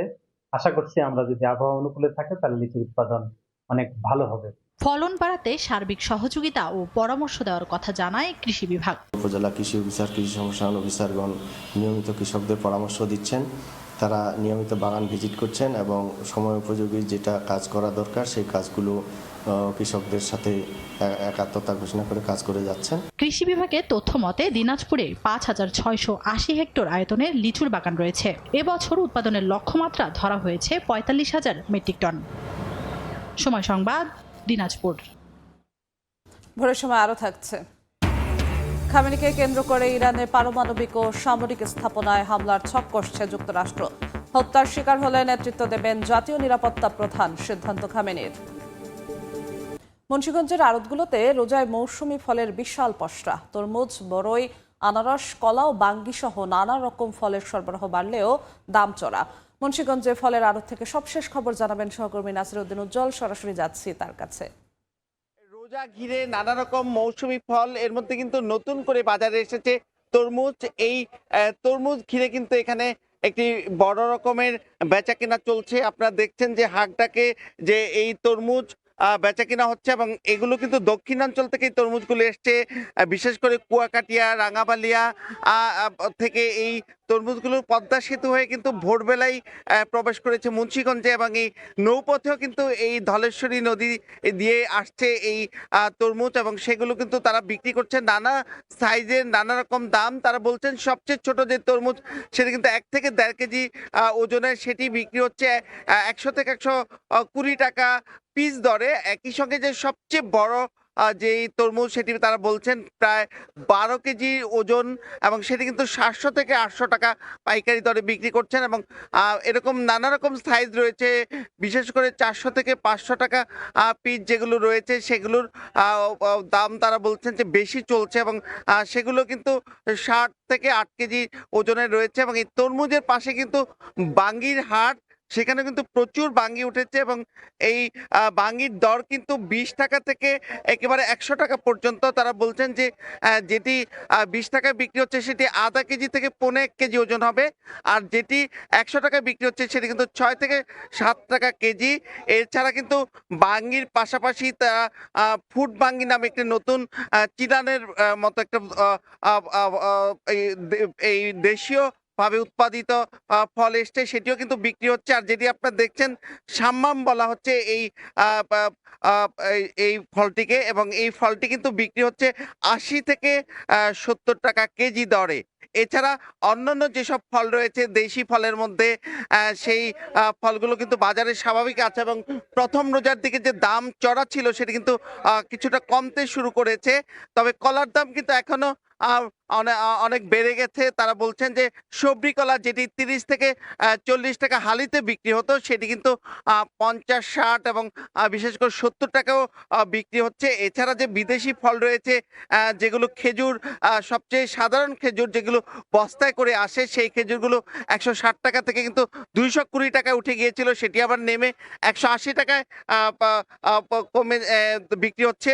আর অন্যান্য ফলের মধ্যে কিন্তু তারা বলছেন যে মালটা যেগুলো 310 টাকায় বিক্রি হচ্ছে প্রথম এবং দ্বিতীয় রোজায়, যেটি 285 টাকা। তারপরে এছাড়া কিন্তু অন্যান্য যেসব ফল, আঙ্গুর, আপেলের দামও কেজিতে 20 টাকা কমেছে প্রথম রোজা থেকে। এবং তারা বলছেন যে আনার যে ফলটি রয়েছে সেটি অনেক চাহিদা, সেটি কিন্তু 510 টাকা কেজিতে উঠেছিল, সেটি কিন্তু আজকে কমে 400 থেকে 450 টাকায় বিক্রি হচ্ছে। এর বাইরেও কিন্তু যে প্রচুর ডাব উঠেছে এই ফলের হাটে, ডাবের দাম তারা বলছেন যে প্রথম রোজায় যে চাপটি ছিল সেটি কিছুটা কমে তারা কিন্তু বলছেন যে পাইকারি দরে 70 থেকে 100 টাকা পিস দরে তারা বিক্রি করছেন। এবং এর বাইরে যে স্থানীয় নানা রকম ফল রয়েছে সেই সব ফলই কিন্তু বাজারে আসছে এবং সেগুলো রোজাকে ঘিরে চারিদিকে ছড়িয়ে পড়ছে এবং বিভিন্ন অঞ্চল থেকে পাইকাররা সেই ফল কিনে খুচরা হাট বাজারে বিক্রি করছেন। এই ছিল মুন্সিগঞ্জের ফলের হাটের সবশেষ। মুন্সিগঞ্জ থেকে সরাসরি যুক্ত হয়েছিলেন সহকর্মী নাসির উদ্দিন উজ্জ্বল। ইরানের বিরুদ্ধে বড় ধরনের সামরিক অভিযান হলে মার্কিন ও মিত্রদের হতাহতের ঝুঁকি বাড়বে বলে ট্রাম্পকে সতর্ক করেছে পেন্টাগন। এদিকে মধ্যপ্রাচ্যে যুক্তরাষ্ট্রের বড় সামরিক প্রস্তুতি নিয়ে অবসরপ্রাপ্ত অ্যাডমিরাল স্ট্যাভরিডিস বলেছেন এর কেন্দ্রবিন্দুতে আছেন আয়াতুল্লাহ আলী খামেনি। অন্যদিকে নিউ ইয়র্ক টাইমসের প্রতিবেদন বলছে ইরানে হামলা বা গুপ্ত হত্যায় আয়াতুল্লাহ আলী খামেনি নিহত হলে ইরানের নেতৃত্ব নেওয়ার জন্য জাতীয় নিরাপত্তা প্রধানকে প্রস্তুত রাখা হয়েছে। এদিকে যুক্তরাষ্ট্র ইরান পরোক্ষ পারমাণবিক আলোচনায় বসছে বৃহস্পতিবার। ইরানের সামনে যুদ্ধের দামামা বাজাচ্ছে যুক্তরাষ্ট্র। এর মধ্যেই হোয়াইট হাউসে এক বৈঠকে প্রেসিডেন্ট ডোনাল্ড ট্রাম্পকে সতর্ক করেছেন জয়েন্ট চিফ অব স্টাফের চেয়ারম্যান। তার আশঙ্কা ইরানের বিরুদ্ধে বড় ধরনের সামরিক অভিযান হলে মার্কিন ও মিত্রদের হতাহতের ঝুঁকি বাড়বে। এমনকি ক্ষেপণাস্ত্র প্রতিরক্ষা ভান্ডার দ্রুত ফুরিয়ে যেতে পারে বলেও সতর্ক করেন তিনি। এদিকে মধ্যপ্রাচ্যে যুক্তরাষ্ট্রের বড় সামরিক প্রস্তুতিকে দান্তের ইনফার্নোর সঙ্গে তুলনা করে অবসরপ্রাপ্ত অ্যাডমিরাল জেমস জি স্ট্যাভরিডিস বলেছেন এর কেন্দ্রবিন্দুতে আছেন Ayatollah Ali Khamenei. President Donald Trump 10 দিনের মধ্যে কূটনৈতিক না সামরিক পদক্ষেপ নেবেন সে সিদ্ধান্ত জানাতে পারেন। কূটনীতি ব্যর্থ হলে ইরানের পারমাণবিক ও সামরিক স্থাপনায় হামলার কথাও ভাবা হচ্ছে। নিউ ইয়র্ক টাইমসের প্রতিবেদন অনুযায়ী হামলা বা গুপ্ত হত্যায় যদি আয়াতুল্লাহ আলী খামেনি অক্ষম বা নিহত হন তাহলে ইরানের নেতৃত্ব দেওয়ার জন্য জাতীয় নিরাপত্তা প্রধান আলী লারিজানিকে কেন্দ্রে রেখে বহুস্তর উত্তরাধিকার পরিকল্পনা তৈরি করা হয়েছে। প্রতিবেদনে বলা হয় খামেনি 4 ধাপের বিকল্প তালিকা নির্ধারণ করেছেন এবং শীর্ষ কর্মকর্তাদেরও নিজ নিজ উত্তরসূরি ঠিক করতে বলেছেন যাতে শাসন ব্যবস্থা টিকে থাকে। একই সময় যুক্তরাষ্ট্রে এক জরিপে দেখা গেছে মাত্র 21% মার্কিন ইরানে হামলার পক্ষে, বাকি 49% এর বিপক্ষে। এমনকি তেহরানের হুঁশিয়ারিও স্পষ্ট, যে কোনো মার্কিন হামলাকে আগ্রাসন হিসেবে দেখা হবে এবং এর জবাব তীব্র ও কঠোর হবে। জেনেভায় বৃহস্পতিবার আবারও বসছে যুক্তরাষ্ট্র ইরান পরোক্ষ পারমাণবিক আলোচনা। ইরানের প্রেসিডেন্ট মাসুদ পেজেশকিয়ান বলেছেন আগের বৈঠক থেকে উৎসাহমূলক ইঙ্গিত মিলেছে। পররাষ্ট্রমন্ত্রী আব্বাস আরাকচি জোর দিয়ে বলেন পারমাণবিক কর্মসূচি দেশের গর্ব ও মর্যাদা। এনপিটি চুক্তির আওতায় শান্তিপূর্ণ সমৃদ্ধির অধিকার আছে তেহরানের। নাদিম মারজান, সময় সংবাদ। হামাস অস্ত্র না ছাড়লে পুরো গাজা দখলের হুঁশিয়ারি দিয়েছেন ইসরায়েলি কট্টরপন্থী মন্ত্রী বেজালেল। একই সঙ্গে জাতিসংঘের মানবাধিকার কাউন্সিলে না ফেরার ঘোষণা দিয়েছে তেল আবিব। এর মধ্যে উপত্যকাটির দক্ষিণে কথিত যুদ্ধবিরতির লাইন অতিক্রম করায় এক ফিলিস্তিনিকে হত্যার দাবি করেছে আইডিএফ।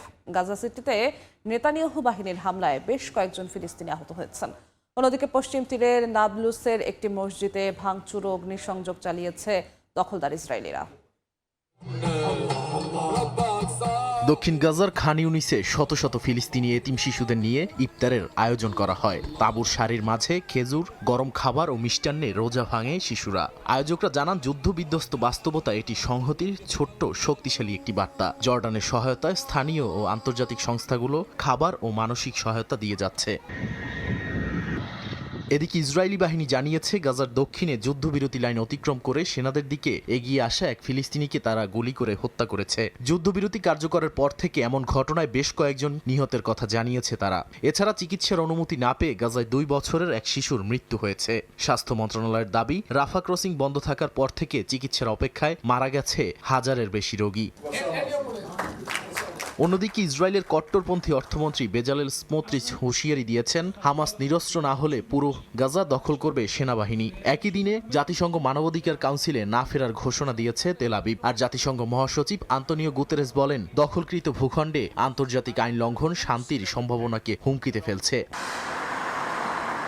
পশ্চিম তীরের নাবলুসের কাছে আবু বকর আল সিদ্দিক মসজিদে ভাঙচুর ও অগ্নিসংযোগ চালিয়েছে দখলদার ইসরায়েলিরা। দেয়ালে রিভেন্স ও প্রাইস ট্যাগ লেখা গ্রাফিতিও পাওয়া গেছে। ইসরায়েলি বাহিনী তদন্তের কথা জানিয়েছে, তবে ফিলিস্তিনি কর্তৃপক্ষ একে বর্ণবাদী উস্কানির ফল বলে আখ্যা দিয়েছে।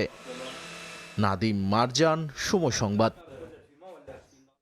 পবিত্র রমজানে গাজায় দ্রব্যমূল্যের দাম আকাশ ছোঁয়া। ইফতার সামগ্রীর দাম বেড়েছে প্রায় দ্বিগুণ। 2 বছরেরও বেশি সময় ধরে উপত্যকায় চলছে ইসরায়েলি ধ্বংসযজ্ঞ। রমজানেও বেঁচে থাকার লড়াই করছেন ফিলিস্তিনিরা। অবরোধ, বেকারত্ব আর বাজারে একচেটিয়াত্ব সব মিলিয়ে সেখানকার অর্থনীতি কার্যত ভেঙে পড়েছে। 2 বছরেরও বেশি সময় ধরে চলা যুদ্ধের মধ্যে রমজান পালন করছে গাজার মানুষ। হামাস ইসরায়েল যুদ্ধবিরতি সত্ত্বেও সীমান্ত দিয়ে খাদ্য ও জরুরি সরবরাহ প্রবেশে কড়াকড়ি বহাল রয়েছে। আগে যেখানে রমজান মানেই ছিল উৎসবের আমেজ, এখন সেখানে প্রতিদিনের সংগ্রাম শুধু এক টুকরো রুটি জোগাড় করা।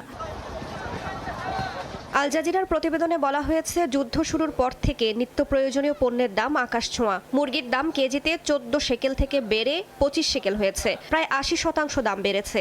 ডিমের ট্রে 13 শেকেল থেকে 35 শেকেল, আর শসার দাম 3 শেকেল থেকে 12 শেকেল, যা 3 গুণের বেশি। সীমান্ত পুরোপুরি বন্ধ থাকার সময় কিছু ক্ষেত্রে দাম 700% পর্যন্ত বেড়েছে। একটি 6 সদস্যের পরিবারের জন্য সাধারণ ইফতারের খরচ এখন প্রায় 150 শেকেল, যা যুদ্ধের আগে ছিল 79 শেকেল। সেহরির সাধারণ খাবারেও খরচ বেড়ে দাঁড়িয়েছে 31.5 শেকেল। সব মিলিয়ে প্রতিদিনের খাবারের খরচ 181 শেকেলের বেশি, যা আগের তুলনায় প্রায় 90% বেশি। অথচ গাজায় মাথাপিছু বার্ষিক আয় নেমে এসেছে মাত্র $161। বেকারত্ব 95% ছাড়িয়েছে। অর্থনৈতিক গবেষকরা বলছেন, অবরোধ ও সীমিত ট্রাক প্রবেশই মূল্যস্ফীতির বড় কারণ। মানবিক সহায়তা চুক্তি অনুযায়ী দিনে 600 ট্রাক ঢোকার কথা থাকলেও বাস্তবে ঢুকছে 200 থেকে 250টি। পাশাপাশি মাত্র কয়েকজন ব্যবসায়ীর হাতে আমদানির অনুমতি থাকায় বাজারে প্রতিযোগিতা নেই, ফলে কৃত্রিমভাবে উচ্চ দামে বিক্রি হচ্ছে পণ্য।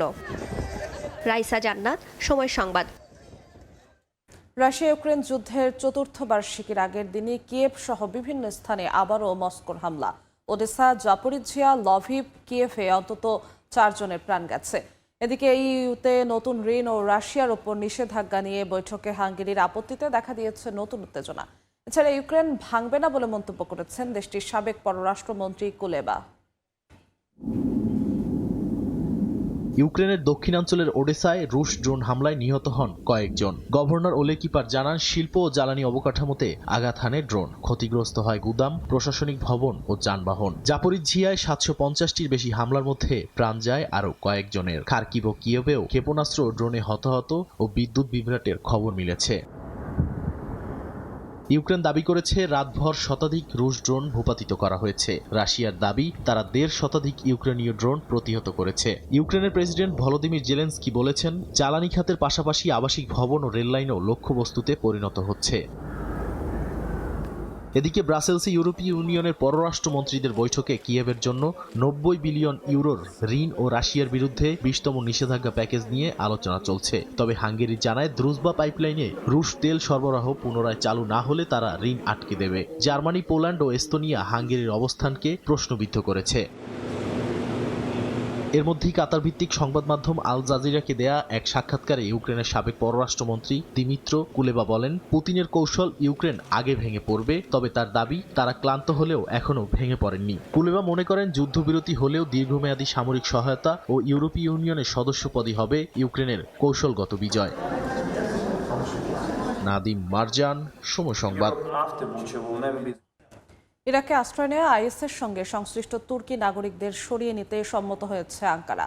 অন্য দেশের সঙ্গেও নাগরিক প্রত্যাবাসন নিয়ে আলোচনা চলছে বলে জানিয়েছেন ইরাকের পররাষ্ট্রমন্ত্রী। তাদের ফিরিয়ে নিয়ে নিজ দেশে বিচার নিশ্চিতের আহ্বান জানান তিনি। সিরিয়ার উত্তরাঞ্চল থেকে হাজারো আইএস সন্দেহভাজনকে ইরাকে স্থানান্তর করা হয় মার্কিন বাহিনীর সমন্বয়ে পরিচালিত অভিযানে। কুর্দি বাহিনীর শিবির ও কারাগারগুলো বন্ধ করে দিলে এই বন্দীদের ভবিষ্যৎ অনিশ্চিত হয়ে পড়ে। প্রায় 1 দশক ধরে এসব ক্যাম্পে আটকে ছিল আইএস সংশ্লিষ্ট যোদ্ধা, নারী ও শিশুরা। পরিস্থিতি দ্রুত নিয়ন্ত্রণে আনতে বাগদাদ বন্দীদের গ্রহণ করে। সোমবার ইরাকের পররাষ্ট্রমন্ত্রী ফুয়াদ হুসেইন জানান, তুরস্ক তাদের নাগরিকদের ফিরিয়ে নিতে সম্মত হয়েছে। ওয়াশিংটনের বিশেষ দূতের সঙ্গে বৈঠকে তিনি জানান, অন্যান্য দেশের সঙ্গেও নাগরিক প্রত্যাবাসন নিয়ে আলোচনা চলছে। নিজ দেশের নাগরিকদের ফিরিয়ে নিয়ে বিচার নিশ্চিত করতে জাতিসংঘ মানবাধিকার কাউন্সিলে উদ্যোগ নেওয়ার আহ্বান জানান ইরাকি পররাষ্ট্রমন্ত্রী। 2014 থেকে 2017 সাল পর্যন্ত স্বঘোষিত খেলাফত প্রতিষ্ঠা করে বিশাল ভূখণ্ড দখলে নেয় জঙ্গি গোষ্ঠী আইএস। সিরিয়া ও ইরাক জুড়ে লাখো মানুষের ওপর শাসন চালায় তারা এবং বিশ্বের বিভিন্ন দেশ থেকে যোদ্ধা সংগ্রহ করতে থাকে। যুক্তরাষ্ট্র নেতৃত্বাধীন জোট ও আঞ্চলিক সামরিক অভিযানের মুখে সেই শাসনের পতন ঘটলেও হাজারো বিদেশি যোদ্ধা থেকে যায়। বাগদাদ জানিয়েছে সন্ত্রাসবাদ আইনে নিজস্ব বিচার ব্যবস্থায় অভিযুক্তদের বিচার করা হবে, তবে বিদেশি নাগরিকদের নিজ দেশে বিচার করাই দীর্ঘমেয়াদে কার্যকর সমাধান বলে মনে করছে ইরাক। কেননা বন্দীদের দীর্ঘমেয়াদী আটক, বিচার ও পুনর্বাসন সবই আঞ্চলিক স্থিতিশীলতার সঙ্গে সরাসরি জড়িত। তবে প্রশ্ন হলো কত দ্রুত অন্য দেশগুলো তুরস্কের পথ অনুসরণ করবে। রাইসা জান্নাত, সময় সংবাদ। ভোরের সময় আরো থাকছে।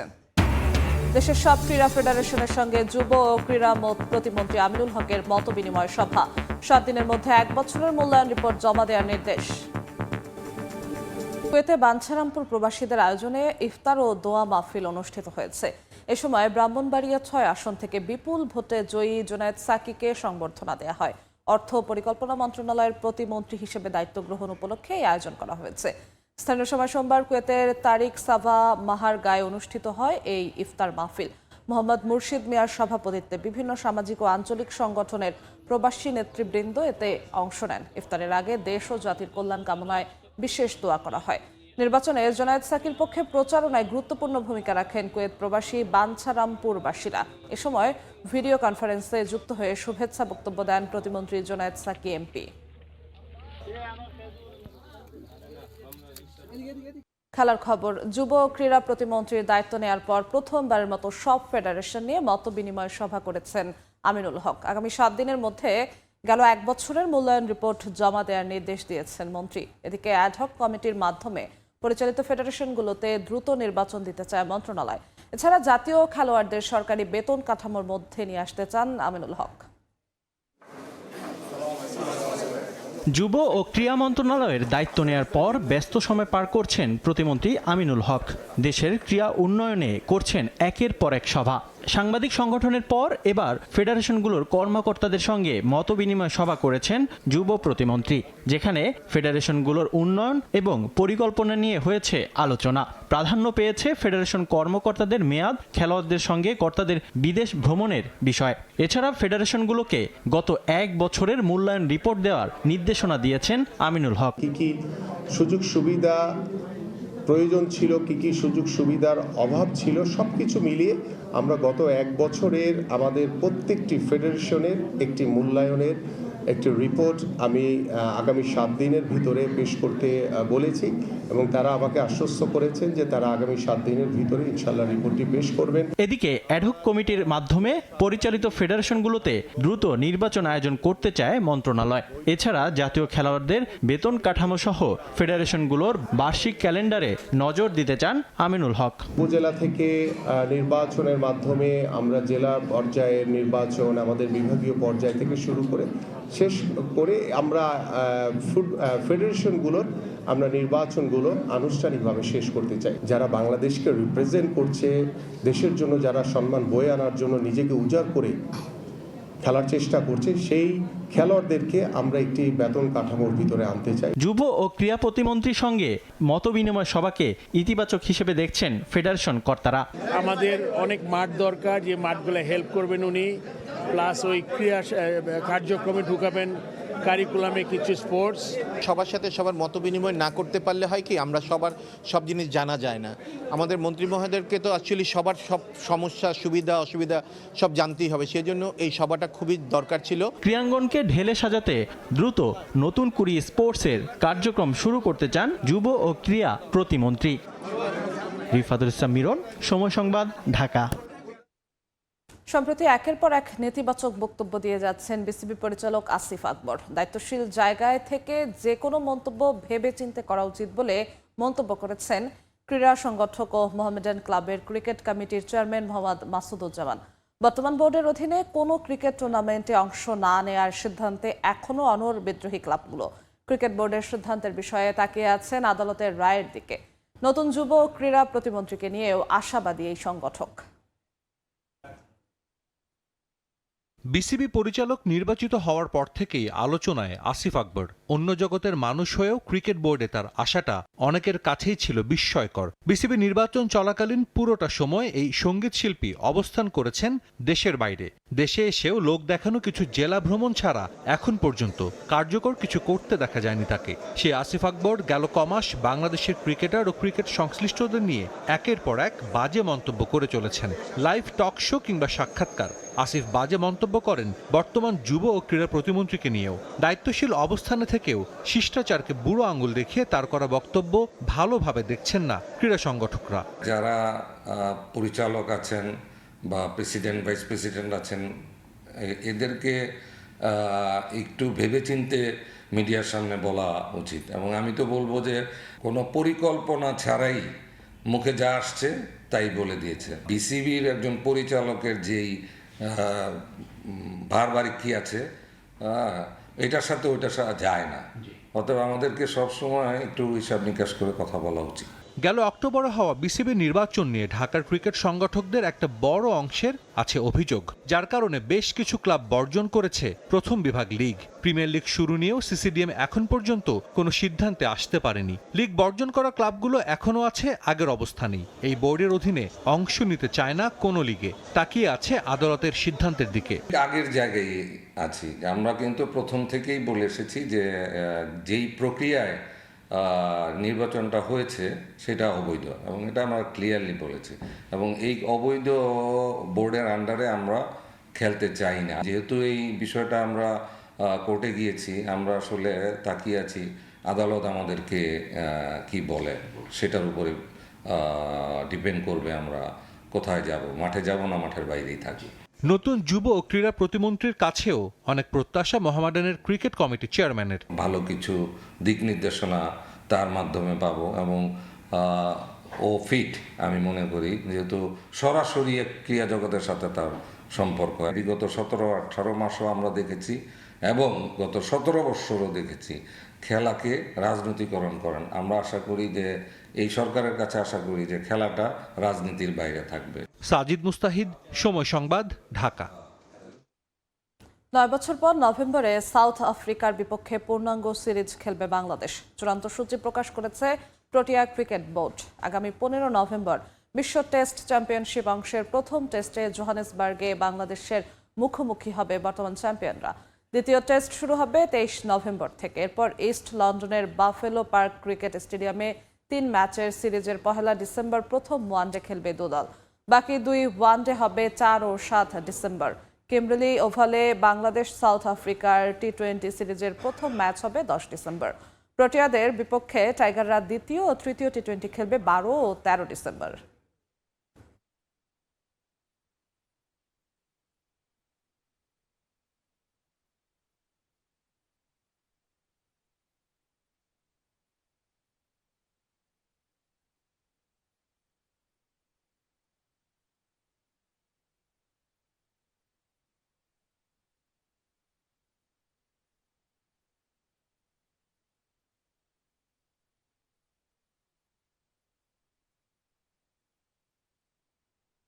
বাংলাদেশ ক্রিকেট লিগ ওয়ানডে টুর্নামেন্টের উদ্বোধনী ম্যাচে বগুড়ায় দাপুটে জয় পেয়েছে তারকায় ভরা নর্থ জোন। বগুড়ার শহীদ চান্দু স্টেডিয়ামে আগে ব্যাট করে আকবর আলীর দুর্দান্ত সেঞ্চুরিতে 335 রান করে নর্থ জোন।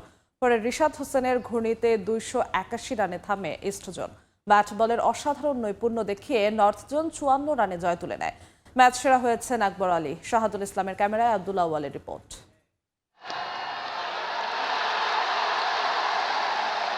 পিসিএল এর প্রথম ম্যাচে ব্যাট হাতে ঝড় তুললেন আকবর আলী। শহীদ চান্দু স্টেডিয়ামে 4 ছক্কার ফুলঝুরি ছুটিয়ে তুলে নেন সেঞ্চুরি।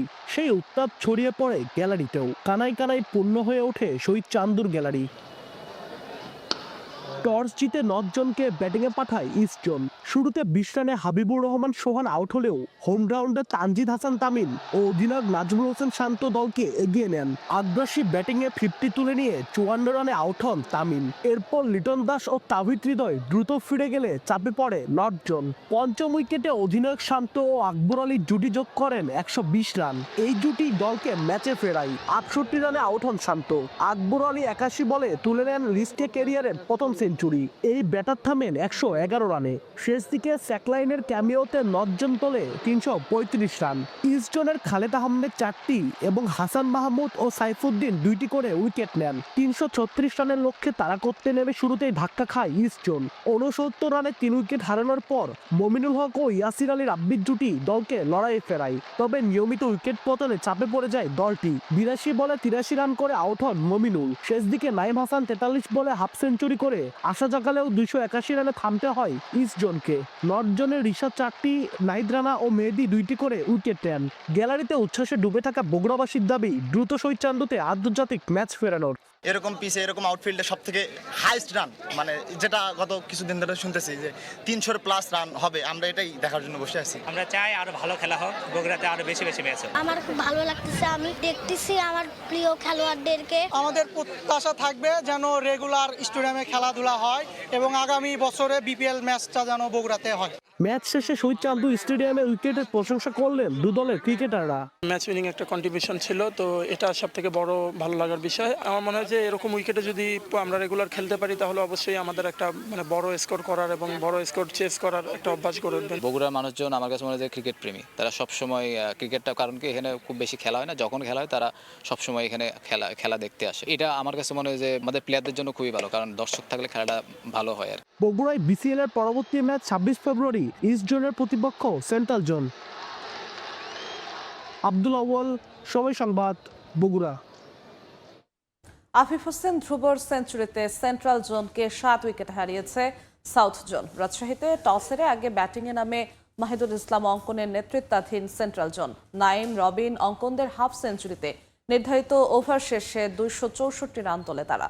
জবাবে খেলতে নেমে আফিফ, মিঠুনের 159 রানের জুটিতে 27 বল হাতে রেখে জয় তুলে নেয় সেন্ট্রাল জোন। রাজশাহীতে ক্রিকেট, তাও খেলছেন জাতীয় দলের একাধিক তারকা ক্রিকেটার। বিসিএল এর ওয়ানডে ফরম্যাট দিয়েই নিজেদের অলিখিত অবসরে ইতি টানলেন সাইফ, মিরাজ, মোস্তাফিজরা। টস জিতে সেন্ট্রাল জোনকে ব্যাটিংয়ে আমন্ত্রণ জানায় মেহেদী হাসান মিরাজের সাউথ জোন। তারকা খচিত দল সৌম্য, মোস্তাফিজ ছাড়াও যাদের স্কোয়াডে আছেন মিথুন, তানভীররা। শক্তিশালী বোলিং লাইন আপের সামনে তাই শুরুটা ভালো হয়নি সেন্ট্রাল জোনের। রবিউল হকের শিকার হয়ে শুরুতেই ফেরেন ওপেনার সাইফ হাসান। এরপর রবিনকে নিয়ে ঘুরে দাঁড়ানোর লড়াই শুরু করেন নাইম শেখ। দলীয় 127 রানে নাইমকে ফিরিয়ে দলকে ব্রেক থ্রু এনে দেন স্পিনার তানভীর। 76 বলে 69 রান করেন এই বাঁহাতি। 4-এ নামেন অধিনায়ক মাহিদুল ইসলাম অঙ্কন। দুজনের পার্টনারশিপ 59 রানের বেশি হয়নি। 5-এ নেমে ব্যর্থ আরিফুল। সরাসরি বোল্ড আউটে এই ব্যাটারকে ফেরান সৌম্য সরকার। রবিনের 69 আর অঙ্কনের 67 রান বাদে বড় ইনিংস খেলতে পারেননি বাকিরা। 7 উইকেট হারিয়ে নির্ধারিত ওভার শেষে 264 রানের সংগ্রহ সেন্ট্রাল জোনের। সাউথের হয়ে জোড়া উইকেট শিকার করেছেন সৌম্য আর তানভীর। তবে 10 ওভারে 44 রান খরচায় উইকেট শূন্য ছিলেন কাটার মাস্টার। মোস্তাফিজের চেয়েও এদিন হিসেবি রবিউল হক। জবাবে খেলতে নেমে শুরুতেই ধাক্কা খায় সাউথ। ইনিংসের দ্বিতীয় ওভারে সৌম্য সরকারকে গোল্ডেন ডাকে ফেরান আবু হায়দার রনি। এরপর 3-এ নামা জাওয়াত আবরারকে নিয়ে জুটি গড়েন ওপেনার আনিসুল ইসলাম ইমন। দুজনের পার্টনারশিপে আসে 81 রান। ব্যক্তিগত 43 রানে ফেরেন ইমন। আবরারের ব্যাটে 40। 108 রানে 3 উইকেট হারানো সাউথ জোন এরপর আর পেছনে ফিরে তাকায়নি। ধ্রুব, মিথুনের 159 রানের জুটি বড় জয় এনে দেয় সাউথ জোনকে। 86 বলে সেঞ্চুরি তুলে নেন আফিফ। মিথুন অপরাজিত ছিলেন 72 রানে। সাব্বির, মিথুন, সময় সংবাদ। টি-20 বিশ্বকাপের রেকর্ড গড়া জয় পেয়েছে ওয়েস্ট ইন্ডিজ। বিশ্বকাপ ইতিহাসে নিজেদের সর্বোচ্চ ও সব মিলিয়ে দ্বিতীয় সর্বোচ্চ রানের পুঁজি গড়ে সুপার 8-এ নিজেদের প্রথম ম্যাচে জিম্বাবুয়েকে 107 রানে হারিয়েছে ক্যারিবিয়ানরা। আগে ব্যাট করে শেমরান হেটমায়ারে 85 ও পাওয়ালের 59 রানের বিধ্বংসী ইনিংসে 254 রানের সংগ্রহ পায় উইন্ডিজ। জবাবে 147 রানে গুটিয়ে যায় জিম্বাবুয়ে। সুপার 8-এ এবার আর কোনো অঘটন নয়, রীতিমতো জিম্বাবুয়ের দম্ভ চুরমার করে দিয়েছে ওয়েস্ট ইন্ডিজ। শুধু জয়ই নয়, সিকান্দার রাজাদের বিপক্ষে টি-20 বিশ্বকাপ ইতিহাসের অনন্য রেকর্ড গড়েছে ক্যারিবিয়ানরা। টসে জিতে ওয়েস্ট ইন্ডিজকে ব্যাটিংয়ে পাঠায় জিম্বাবুয়ে। শুরু থেকেই ওয়েস্ট ইন্ডিজকে চেপে ধরার চেষ্টা সিকান্দার রাজাদের। মুজরাবানি আর এনগ্রাবার বলে ঠিকঠাক ব্যাটে কানেক্ট করতে হিমশিম খেতে হয়েছে দুই ওপেনার ব্র্যান্ডন কিং ও অধিনায়ক শাই হোপকে। তৃতীয়বারই সফল এনগ্রাবার শিকার ব্র্যান্ডন কিং। সেখান থেকে চাপ সামলানোর চেষ্টা হেটমেয়ারের, তবে প্রেসার থেকে বের হতে না হতেই আবারও চাপ। এবার ইভান্স থামালেন অধিনায়ককে, কিন্তু জিম্বাবুয়েকে মোমেন্টাম ধরে রাখতে দেননি সিমরান হেটমেয়ার ও রুবম্যান পাওয়েল। একের পর এক 4 ছক্কায় 19 বলেই ক্যারিয়ারের অষ্টম 50 তুলে নেন হেটমেয়ার। পাওয়েলও শুরু থেকে দেখান আগ্রাসী ব্যাটিং। দুজনের দাপটে ব্যাটিংয়ে ততক্ষণে চুপসে যায় জিম্বাবুয়ে। হেটমেয়ার আর পাওয়েল মিলে 52 বলে গড়েন 122 রানের পার্টনারশিপ। পরে 34 বলে 85 রান করে ফিরে যান হেটমেয়ার। মুজরাবানির বলে আউট হওয়ার আগে পাওয়েলের ব্যাট থেকে আসে 35 বলে 59 রান। এরপর রাদারফোর্ড ও শেফার্ডও চালান ব্যাটিং তাণ্ডব। 10 বলে 21 রানের ইনিংস খেলেন শেফার্ড। পরে হোল্ডারের 13 ও রাদারফোর্ডের অপরাজিত 13 বলে 31 রানের ইনিংসে টি-20 বিশ্বকাপ ইতিহাসের দ্বিতীয় সর্বোচ্চ 254 রানের সংগ্রহ পায় ওয়েস্ট ইন্ডিজ। এর আগে 2007 বিশ্বকাপে 260 রানের সর্বোচ্চ রান করেছিল শ্রীলঙ্কা। জিম্বাবুয়ের হয়ে সর্বোচ্চ 2টি করে উইকেট নিয়েছেন মুজরাবানি ও এনগ্রাবা। জবাবে শুরু থেকেই চাপে জিম্বাবুয়ে। আকিল হোসেন ও ম্যাথিউ ফ্রোডের বোলিং তোপে দলীয় 52 রানই বিদায় ব্রায়ান বেনেট, রায়ান বার্ল সহ 4 উইকেট। পরে অধিনায়ক সিকান্দার রাজা কিছুটা চেষ্টা করেন, কিন্তু ব্যক্তিগত 27 রানে গুতাকেশ মতির বলে ফিরে যেতে হয় তাকে। এরপর 8 রানের ব্যবধানে আরও 3 উইকেট হারিয়ে হারের দ্বার প্রান্তে চলে যায় জিম্বাবুয়ে। সেখান থেকে ব্র্যাড ইভান্স কিছুটা আনন্দ দেন নিজেদের দর্শকদের, তবে তার 21 বলে 43 রান কেবল হারের ব্যবধান কমায়। সুপার 8-এর প্রথম ম্যাচে 107 রানের বিশাল জয় পেয়ে যায় ওয়েস্ট ইন্ডিজ। 85 রান করে ম্যাচ সেরা সিমরান হেটমেয়ার। তামিম হোসেন, সময় সংবাদ। টি-20 বিশ্বকাপের গুরুত্বপূর্ণ ম্যাচে মুখোমুখি হতে যাচ্ছে পাকিস্তান ও ইংল্যান্ড। আসলে টিকে থাকতে জয়ের বিকল্প নেই পাকিস্তানিদের সামনে। অন্যদিকে এই ম্যাচ জিতলে সেমিফাইনাল অনেকটাই নিশ্চিত হয়ে যাবে ইংলিশদের। সুপার 8-এর বিগ ম্যাচ মাঠে গড়াবে সন্ধ্যা 7:30টায়। এবারের টি-20 বিশ্বকাপে একটু বেশি আলোচনা পাকিস্তানকে নিয়ে। পুরো আসর বর্জন, আবার পরে ভারতের বিপক্ষে ম্যাচ বয়কটের হুমকি দেয়া দলকে নিয়ে আলোচনা হওয়াই তো স্বাভাবিক। যদিও মাঠের ক্রিকেটে সেই ঠাট বজায় রাখতে পারেনি পাকিস্তান। নেদারল্যান্ডসের বিপক্ষে কষ্টার্জিত এক জয়ে শুরু তাদের গ্রুপ পর্ব। যুক্তরাষ্ট্র জানিয়েছে চ্যালেঞ্জ। সবচেয়ে বড় লজ্জা তাদের দিয়েছে চিরপ্রতিদ্বন্দ্বী ভারত। কলম্বোতে রীতিমতো বিধ্বস্ত হয়েছে পাকিস্তান। দাপুটে জয় কেবল নামিবিয়ার বিপক্ষে। সুপার 8-এ নিউজিল্যান্ডের বিপক্ষে ম্যাচটা বৃষ্টিতে ভেস্তে যাওয়ায় পয়েন্ট ভাগাভাগি করতে হয়েছে। তাই সেমিফাইনালের স্বপ্ন বাঁচিয়ে রাখতে ইংল্যান্ডের বিপক্ষে জয়ের বিকল্প নেই মেন ইন গ্রিনের। তবে সেটাও যে সহজ হবে না। ইংলিশদের বিপক্ষে টি-20 বিশ্বকাপে 3 দেখায় কখনোই জয় পায়নি পাকিস্তান। ব্যাটিংয়ে সেরা ছন্দে নেই সালমান আলী আঘার দল। সাইম আইয়ুব, বাবর আজমরা রানই পাননি আসর জুড়ে। যদিও সেসব নিয়ে ভাবতে চান না আগের ম্যাচের সেঞ্চুরিয়ান সাহিবজাদা ফারহান। টি-20 বিশ্বকাপে ওদের বিপক্ষে জয় নেই, এটা ঠিক, তবে দল অনেক আত্মবিশ্বাসী। ইংল্যান্ডকে কঠিন পরীক্ষা দিতে হবে। বেশ কিছু ম্যাচে ব্যাটিং বিপর্যয় হয়েছে আমাদের। টপ অর্ডার থেকে 1 বা 2 জনকে লম্বা ইনিংস খেলতে হবে। পাল্লে কেল্লেতে প্রথমবার খেলবো আমি। সিনিয়রদের কাছে শুনেছি এখানে ব্যাটিং সহায়ক উইকেট হয়, তবে শেষ ম্যাচটায় এখানে পিচ অন্যরকম মনে হয়েছে। মাঠে নেমে বুঝতে পারবো। সাউথ এশিয়ান কন্ডিশনের সেরা ছন্দের জন্য বেগ পেতে হচ্ছে ইংল্যান্ডকেও। গ্রুপ পর্বে নেপালের বিপক্ষে কোনো মতে হার এড়িয়েছে। ওয়েস্ট ইন্ডিজের কাছে হারের পর স্কটল্যান্ড ও ইতালির বিপক্ষে জয় পেলেও পারফরমেন্স ছিল না আপ টু দ্য মার্ক। তবে সুপার 8-এ শ্রীলঙ্কার বিপক্ষে দারুণ খেলেছেন বোলাররা। লঙ্কানদের হোম গ্রাউন্ডে তাদেরই 100-র নিচে অল আউট করে ম্যাচ জিতেছে থ্রি লায়নরা। পারলে সেমিফাইনাল অনেকটাই নিশ্চিত হয়ে যাবে হ্যারি ব্রুক বাহিনীর। তবে বিগ ম্যাচে ইংলিশদের স্পিন দিয়ে ঘায়াল করার লক্ষ্য পাকিস্তানিদের। শ্রীলঙ্কান স্পিনারদের বিপক্ষে খেলতে বেগ পেতে হয়েছে ইংল্যান্ডের ব্যাটারদের, আর আমাদের স্পিন আক্রমণ তো সেরা। বিশেষ করে ওসমান তারিককে নিয়ে অন্য দলগুলোকে ভাবতে হচ্ছে, যা আমাদের জন্য ইতিবাচক। পুরো কনফিডেন্ট कि हम उनको टफ टाइम देंगे। ভিন্নধর্মী অ্যাকশন আর ভেরিয়েশনে আলোচনার কেন্দ্রে স্পিনার উসমান তারিক। আসরে প্রথমবার মাঠে নামার অপেক্ষায় হার্ড হিটার ফখর জামান। নিউজিল্যান্ডের বিপক্ষে ম্যাচের নির্ধারিত একাদশই এ ম্যাচে খেলাতে পারে পাকিস্তান। অপরিবর্তিত একাদশ নিয়ে নামবে ইংল্যান্ডও। নতুন বলে গুরুদায়িত্ব থাকবে জফরা আর্চারের কাঁধে। আদিল রশিদ, স্যাম কারেনরাও ধারাবাহিকতা বজায় রাখতে চান। ব্যাট হাতে রানে ফিরতে মরিয়া Jos Buttler, Harry Brook, Will জ্যাক্সরা চাইবেন ব্যাট হাতে ঝড় তুলতে। 2022 টি-20 বিশ্বকাপের ফাইনালে ইংল্যান্ডের কাছে হেরেই শিরোপা হাতছাড়া হয়েছিল পাকিস্তানের। এবার সেটার শোধ তোলারও সুযোগ তাদের সামনে। মাকসুম আলম খান, সময় সংবাদ। 5 বছর পর আবারও অনুষ্ঠিত হতে যাচ্ছে মোহামেডান স্পোর্টিং ক্লাবের পরিচালনা কমিটির নির্বাচন। আগামী 9 মার্চ ঢাকা ক্লাবে নির্বাচনের মধ্য দিয়ে নতুন নেতৃত্ব পাবে দেশের ঐতিহ্যবাহী ক্লাবটি। আইনি জটিলতা কেটে যাওয়ায় এখন আর নির্বাচন পরিচালনায় কোনো সমস্যা নেই বলে জানান ক্লাবটির প্রধান নির্বাচন কমিশনার রুহুল কুদ্দুস কাজল। আর সুষ্ঠু ও নিরপেক্ষ নির্বাচনের আশ্বাস এজিএম এর সদস্য সচিব লোকমান হোসেন ভুঁইয়ার।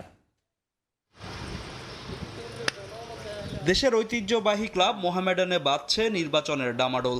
বিগত 1 দশকে নানা চড়াই উতরাই পার করেছে ক্লাবটি। ইতিবাচক ও নেতিবাচক কারণে বহুবার হয়েছে খবরের শিরোনাম। এবার মতিঝিল পাড়ার ক্লাবটি অপেক্ষা করছে নতুন নেতৃত্বের। আগামী 9 মার্চ রাজধানীর ঢাকা ক্লাব লিমিটেডে অনুষ্ঠিত হবে মোহামেডান স্পোর্টিং ক্লাবের বার্ষিক সাধারণ সভা ও বহুল প্রতীক্ষিত নির্বাচন, যার মাধ্যমে গঠিত হবে ক্লাবটির 17 সদস্যের পরিচালনা পর্ষদ। একজন সভাপতি ও বাকি 16 জন পরিচালক নির্বাচিত হয়ে আসবেন ক্লাব পরিচালনায়, যেখানে ভোটাধিকার প্রয়োগ করবেন 371 জন সদস্য। আমার সঙ্গে এখানে উপস্থিত আছেন। সবশেষ 2021 সালের 6 মার্চ ক্লাবটিতে আয়োজিত হয়েছিল নির্বাচন। নিয়ম অনুযায়ী 2 বছর পর পর নির্বাচন অনুষ্ঠান হওয়ার কথা থাকলেও তা না হওয়ায় আইনি জটিলতায় পড়ে যায় ক্লাবের নির্বাচন। অবশেষে কেটে গেছে সেই শঙ্কা। মোহামেডান স্পোর্টিং ক্লাব একটা লিমিটেড কোম্পানি এবং কোম্পানি আইনে আপনারা জানেন যে নির্ধারিত সময়ের মধ্যে কোনো কারণে বার্ষিক সাধারণ সভা অতিবাহিত না হতে পারলে আইনি প্রক্রিয়া আদালতের কাছ থেকে অনুমতি প্রার্থনা করতে হয়। আদালতের সর্বশেষ যে রায়, আমরা সেটি বিবেচনায় নিয়েই নির্বাচন কমিশনের পক্ষ থেকে মোহামেডান স্পোর্টিং ক্লাবের যে নির্বাচন বার্ষিক সাধারণ সভা, সেটা আমরা শিডিউল তফসিল ঘোষণা করেছি। ক্লাবের নির্বাচন পরিচালনা কমিশনের পক্ষ থেকে দেওয়া হয়েছে সুষ্ঠু নির্বাচনের আশ্বাস। একটা নিরপেক্ষ নির্বাচনের অপেক্ষায় এজিএম এর প্রস্তুতি কমিটির সদস্য সচিব লোকমান হোসেন ভুঁইয়া। যেভাবে সুন্দরভাবে নির্বাচন হয় সেভাবে আমরা সব রকম দৃষ্টি আমাদের আছে। আমরা এবার যে কমিটি করব সেই কমিটি মোহামেডান ক্লাবকে অনেক উপরে নিয়ে যেতে পারবে। নির্বাচন সংক্রান্ত তফসিল ঘোষণা এবং সে সম্পর্কে আমাদের যে প্রতিশ্রুতি এবং কমিটমেন্ট, এটা ফ্রি, ফেয়ার, ক্রেডিবল ইলেকশন করা এবং দীর্ঘদিন পরে মোহামেডান স্পোর্টিং ক্লাব ঘিরে বাংলাদেশের নতুন রাজনৈতিক বাস্তবতায় সবার প্রত্যাশার জায়গা থেকে আমরা মনে করি যে সমস্ত সদস্যরা তাদের ভোটাধিকার প্রয়োগ করবেন।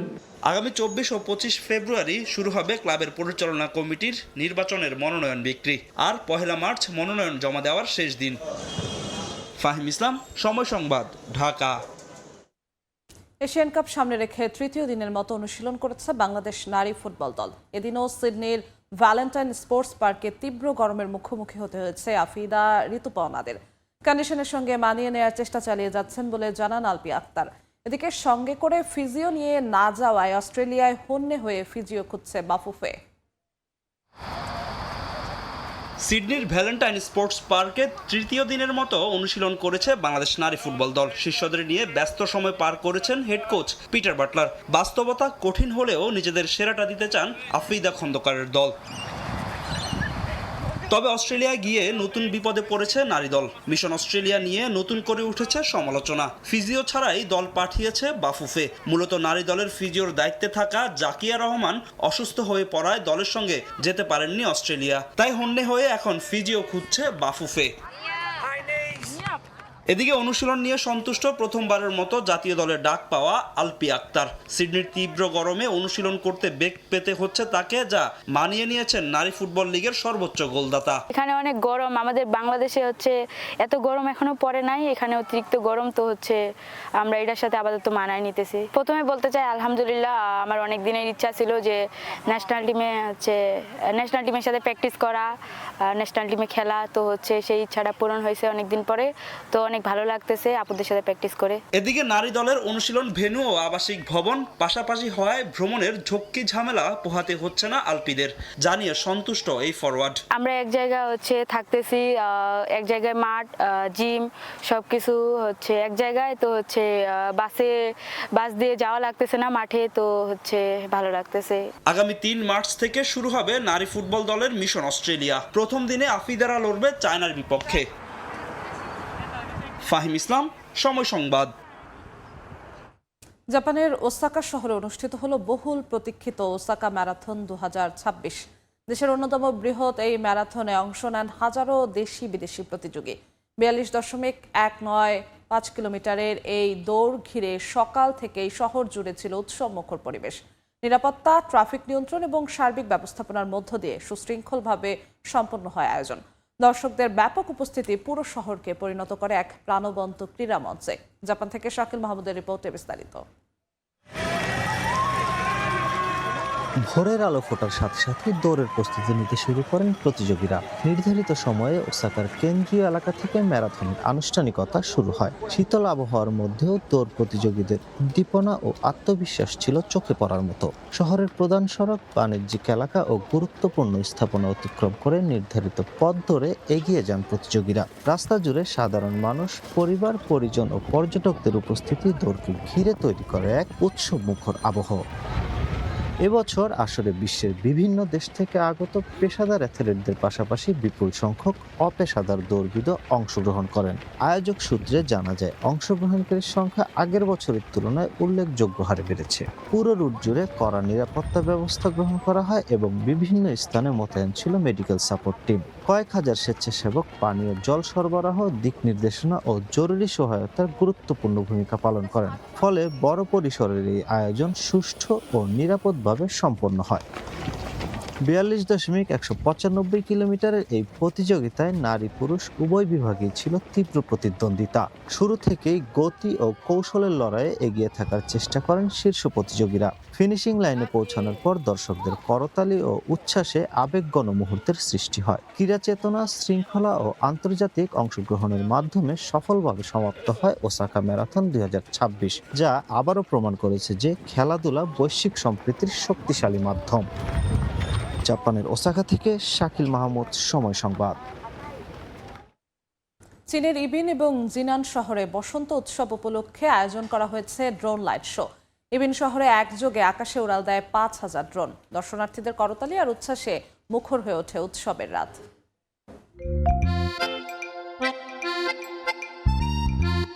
আকাশে তারা ঝলমলে নানা রঙের আলো, একটু পরপরই রূপ নিচ্ছে ভিন্ন ভিন্ন অবয়বে। এমন চমকপ্রদ আয়োজন দেখে উচ্ছ্বাস প্রকাশ করছেন দর্শনার্থী ও পর্যটকরা। কেউ কেউ আবার ব্যস্ত মুহূর্তগুলোকে ক্যামেরা বন্দি করে রাখতে। এমন চিত্র দেখা মিলল চীনের শানডং প্রদেশে।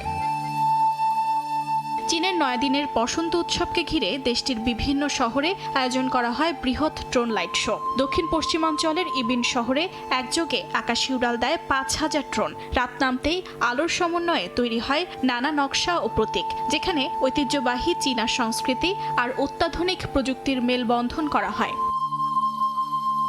পূর্বাঞ্চলের জিনান শহরেও দেখা যায় একই আয়োজন, যেখানে প্রায় 10,000 ড্রোন 20 মিনিট ব্যাপী আকাশ জুড়ে তৈরি করে বিচিত্র সব বিন্যাস। দর্শনার্থীদের করতালি আর উচ্ছ্বাসে মুখর হয়ে ওঠে উৎসবের রাত। বসন্ত উৎসব দেশটির সবচেয়ে গুরুত্বপূর্ণ পারিবারিক ও সাংস্কৃতিক উদযাপন। এই বছর 17 ফেব্রুয়ারি শুরু হওয়া উৎসবে পারিবারিক পুনর্মিলন, ঐতিহ্যবাহী খাবার আর শুভেচ্ছা বিনিময়ের পাশাপাশি যুক্ত হয়েছে প্রযুক্তি নির্ভর আলোর প্রদর্শনী, যা উৎসবকে দিয়েছে নতুন মাত্রা। অর্জিতা শাহজিন, সময় সংবাদ। এ পর্যায়ে শীর্ষ সংবাদগুলো জানিয়ে দিচ্ছি আরেকবার। ফসল উৎপাদনের উপকরণ ও ন্যায্য মূল্য নিশ্চিতে শিগগিরই দেয়া হবে কৃষক কার্ড, নির্দেশনা প্রধানমন্ত্রীর। তারেক রহমানকে চীন সফরের আমন্ত্রণ শি জিনপিং এর। আলোচনার কেন্দ্রে কে সভাপতিত্ব করবেন নতুন সংসদের প্রথম অধিবেশন। কার্যপ্রণালী বিধি থেকে সমাধান খুঁজছে বিএনপি। রাষ্ট্রপতি মনোনীত জ্যেষ্ঠ এমপি দিয়ে শুরুর বিষয় বিবেচনায়। বান্দরবানে সেনাবাহিনীর সঙ্গে গোলাগুলিতে সশস্ত্র সংগঠন জেএসএস এর এক সদস্য নিহত, অস্ত্রগুলি উদ্ধার। এলাকা জুড়ে নিরাপত্তা জোরদার। ব্যবসা বাণিজ্যে মন্দার প্রভাব ব্যাংক খাতে। আমানতের বিপরীতে ঋণ ছাড়ের হার নেমেছে 78.28%। মন্দ ঋণের ফাঁদ এড়াতে ঋণ ছাড়ে সতর্ক ব্যাংকগুলো। এবং কাল শুরু অমর 21শে বইমেলা। চলছে শেষ মুহূর্তের প্রস্তুতি। ছাপাখানায় অন্যবারের তুলনায় চাপ কম। দেশের রাজনৈতিক প্রেক্ষাপট উঠে আসবে এবারের মেলায়, বলছেন প্রকাশকরা।